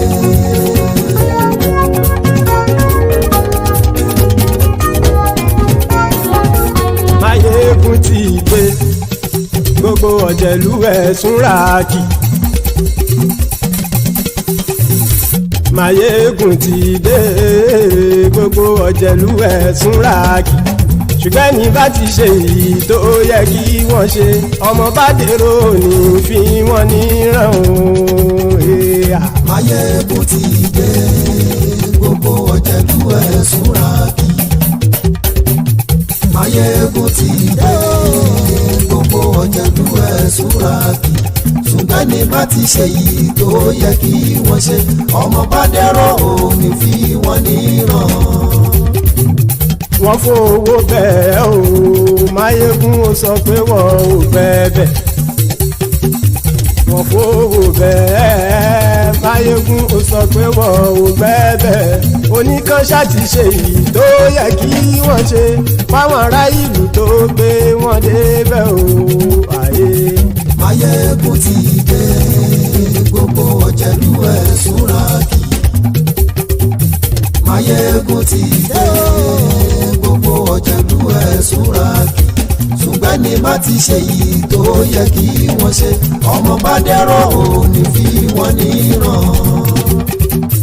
Kì máa yí ṣe eré, ọ̀rọ̀ yìí kì í ṣe ẹ̀fẹ̀. Kì máa yí ṣe eré, ọ̀rọ̀ yìí kì í ṣe ẹ̀fẹ̀. Ẹni bá ti lè lẹ́bọ̀ lẹ́rù o, ọmọ bá dèrò kàṣàyè tú wọn síta. Máyégún ti dé. Gbogbo ọ̀jẹ̀lú ẹ̀ súnra kì. Máyégún ti dé. Gbogbo ọ̀jẹ̀lú ẹ̀ súnra kì. Ṣùgbọ́n ní bá ti ṣe yìí tó yẹ kí wọ́n ṣe, ọmọ bá dẹ́rọ̀ ò ní fi wọ́n níran. Tẹnitẹni ọmọ Máyégún ọ̀rẹ́ ara ìlú mọ̀mọ́ ni mo fọlọ́run ṣọ́ ẹ̀ bá kìlẹ́bù. Lóòótọ́ olódodo ìlú ọ̀tá ìlú mọ̀mọ́ ni ìwọ ṣá máa ń ṣọ́ra kò sì mọ́ bẹ̀rù. Bọ́tà ń lè rí bóníṣègùn lé káwọn mọ̀mọ́ fi ṣera wọn ni ó ti dẹrùn tí wọn ò gbọ́dọ̀ sì mọ́ bẹ̀. Èèpo ọ̀gọ̀ lọmọ bá dérò tàjẹ́ ò gbọ́dọ̀ jẹ́, ó ti dọba lórí àbínú ẹni kò sì mọ́ bùyà. Àìsíwọ́lu ní ẹnìkẹ́ ìgbódì ẹyin lábàrá o, ó kó ẹni tó bá dán wò á kàmù. Máyégún ti dé. Gbogbo ọ̀jẹ̀lú ẹ̀ túnra kì. Máyégún ti dé. Gbogbo ọ̀jẹ̀lú ẹ̀ túnra kì o. Ẹni bá ti ṣe yìí tó yẹ kí wọ́n ṣe, ọmọ bá dèrò òní fi wọ́n níran o. Máyégún ti dé. Gbogbo ọ̀jẹ̀lú ẹ̀ súnra kì. Máyégún ti dé. Gbogbo ọ̀jẹ̀lú ẹ̀ súnra kì. Ṣùgbọ́n ní bá ti ṣe yìí tó yẹ kí wọ́n ṣe, ọmọ bá dẹ́rọ̀ ò ní fi wọ́n níran.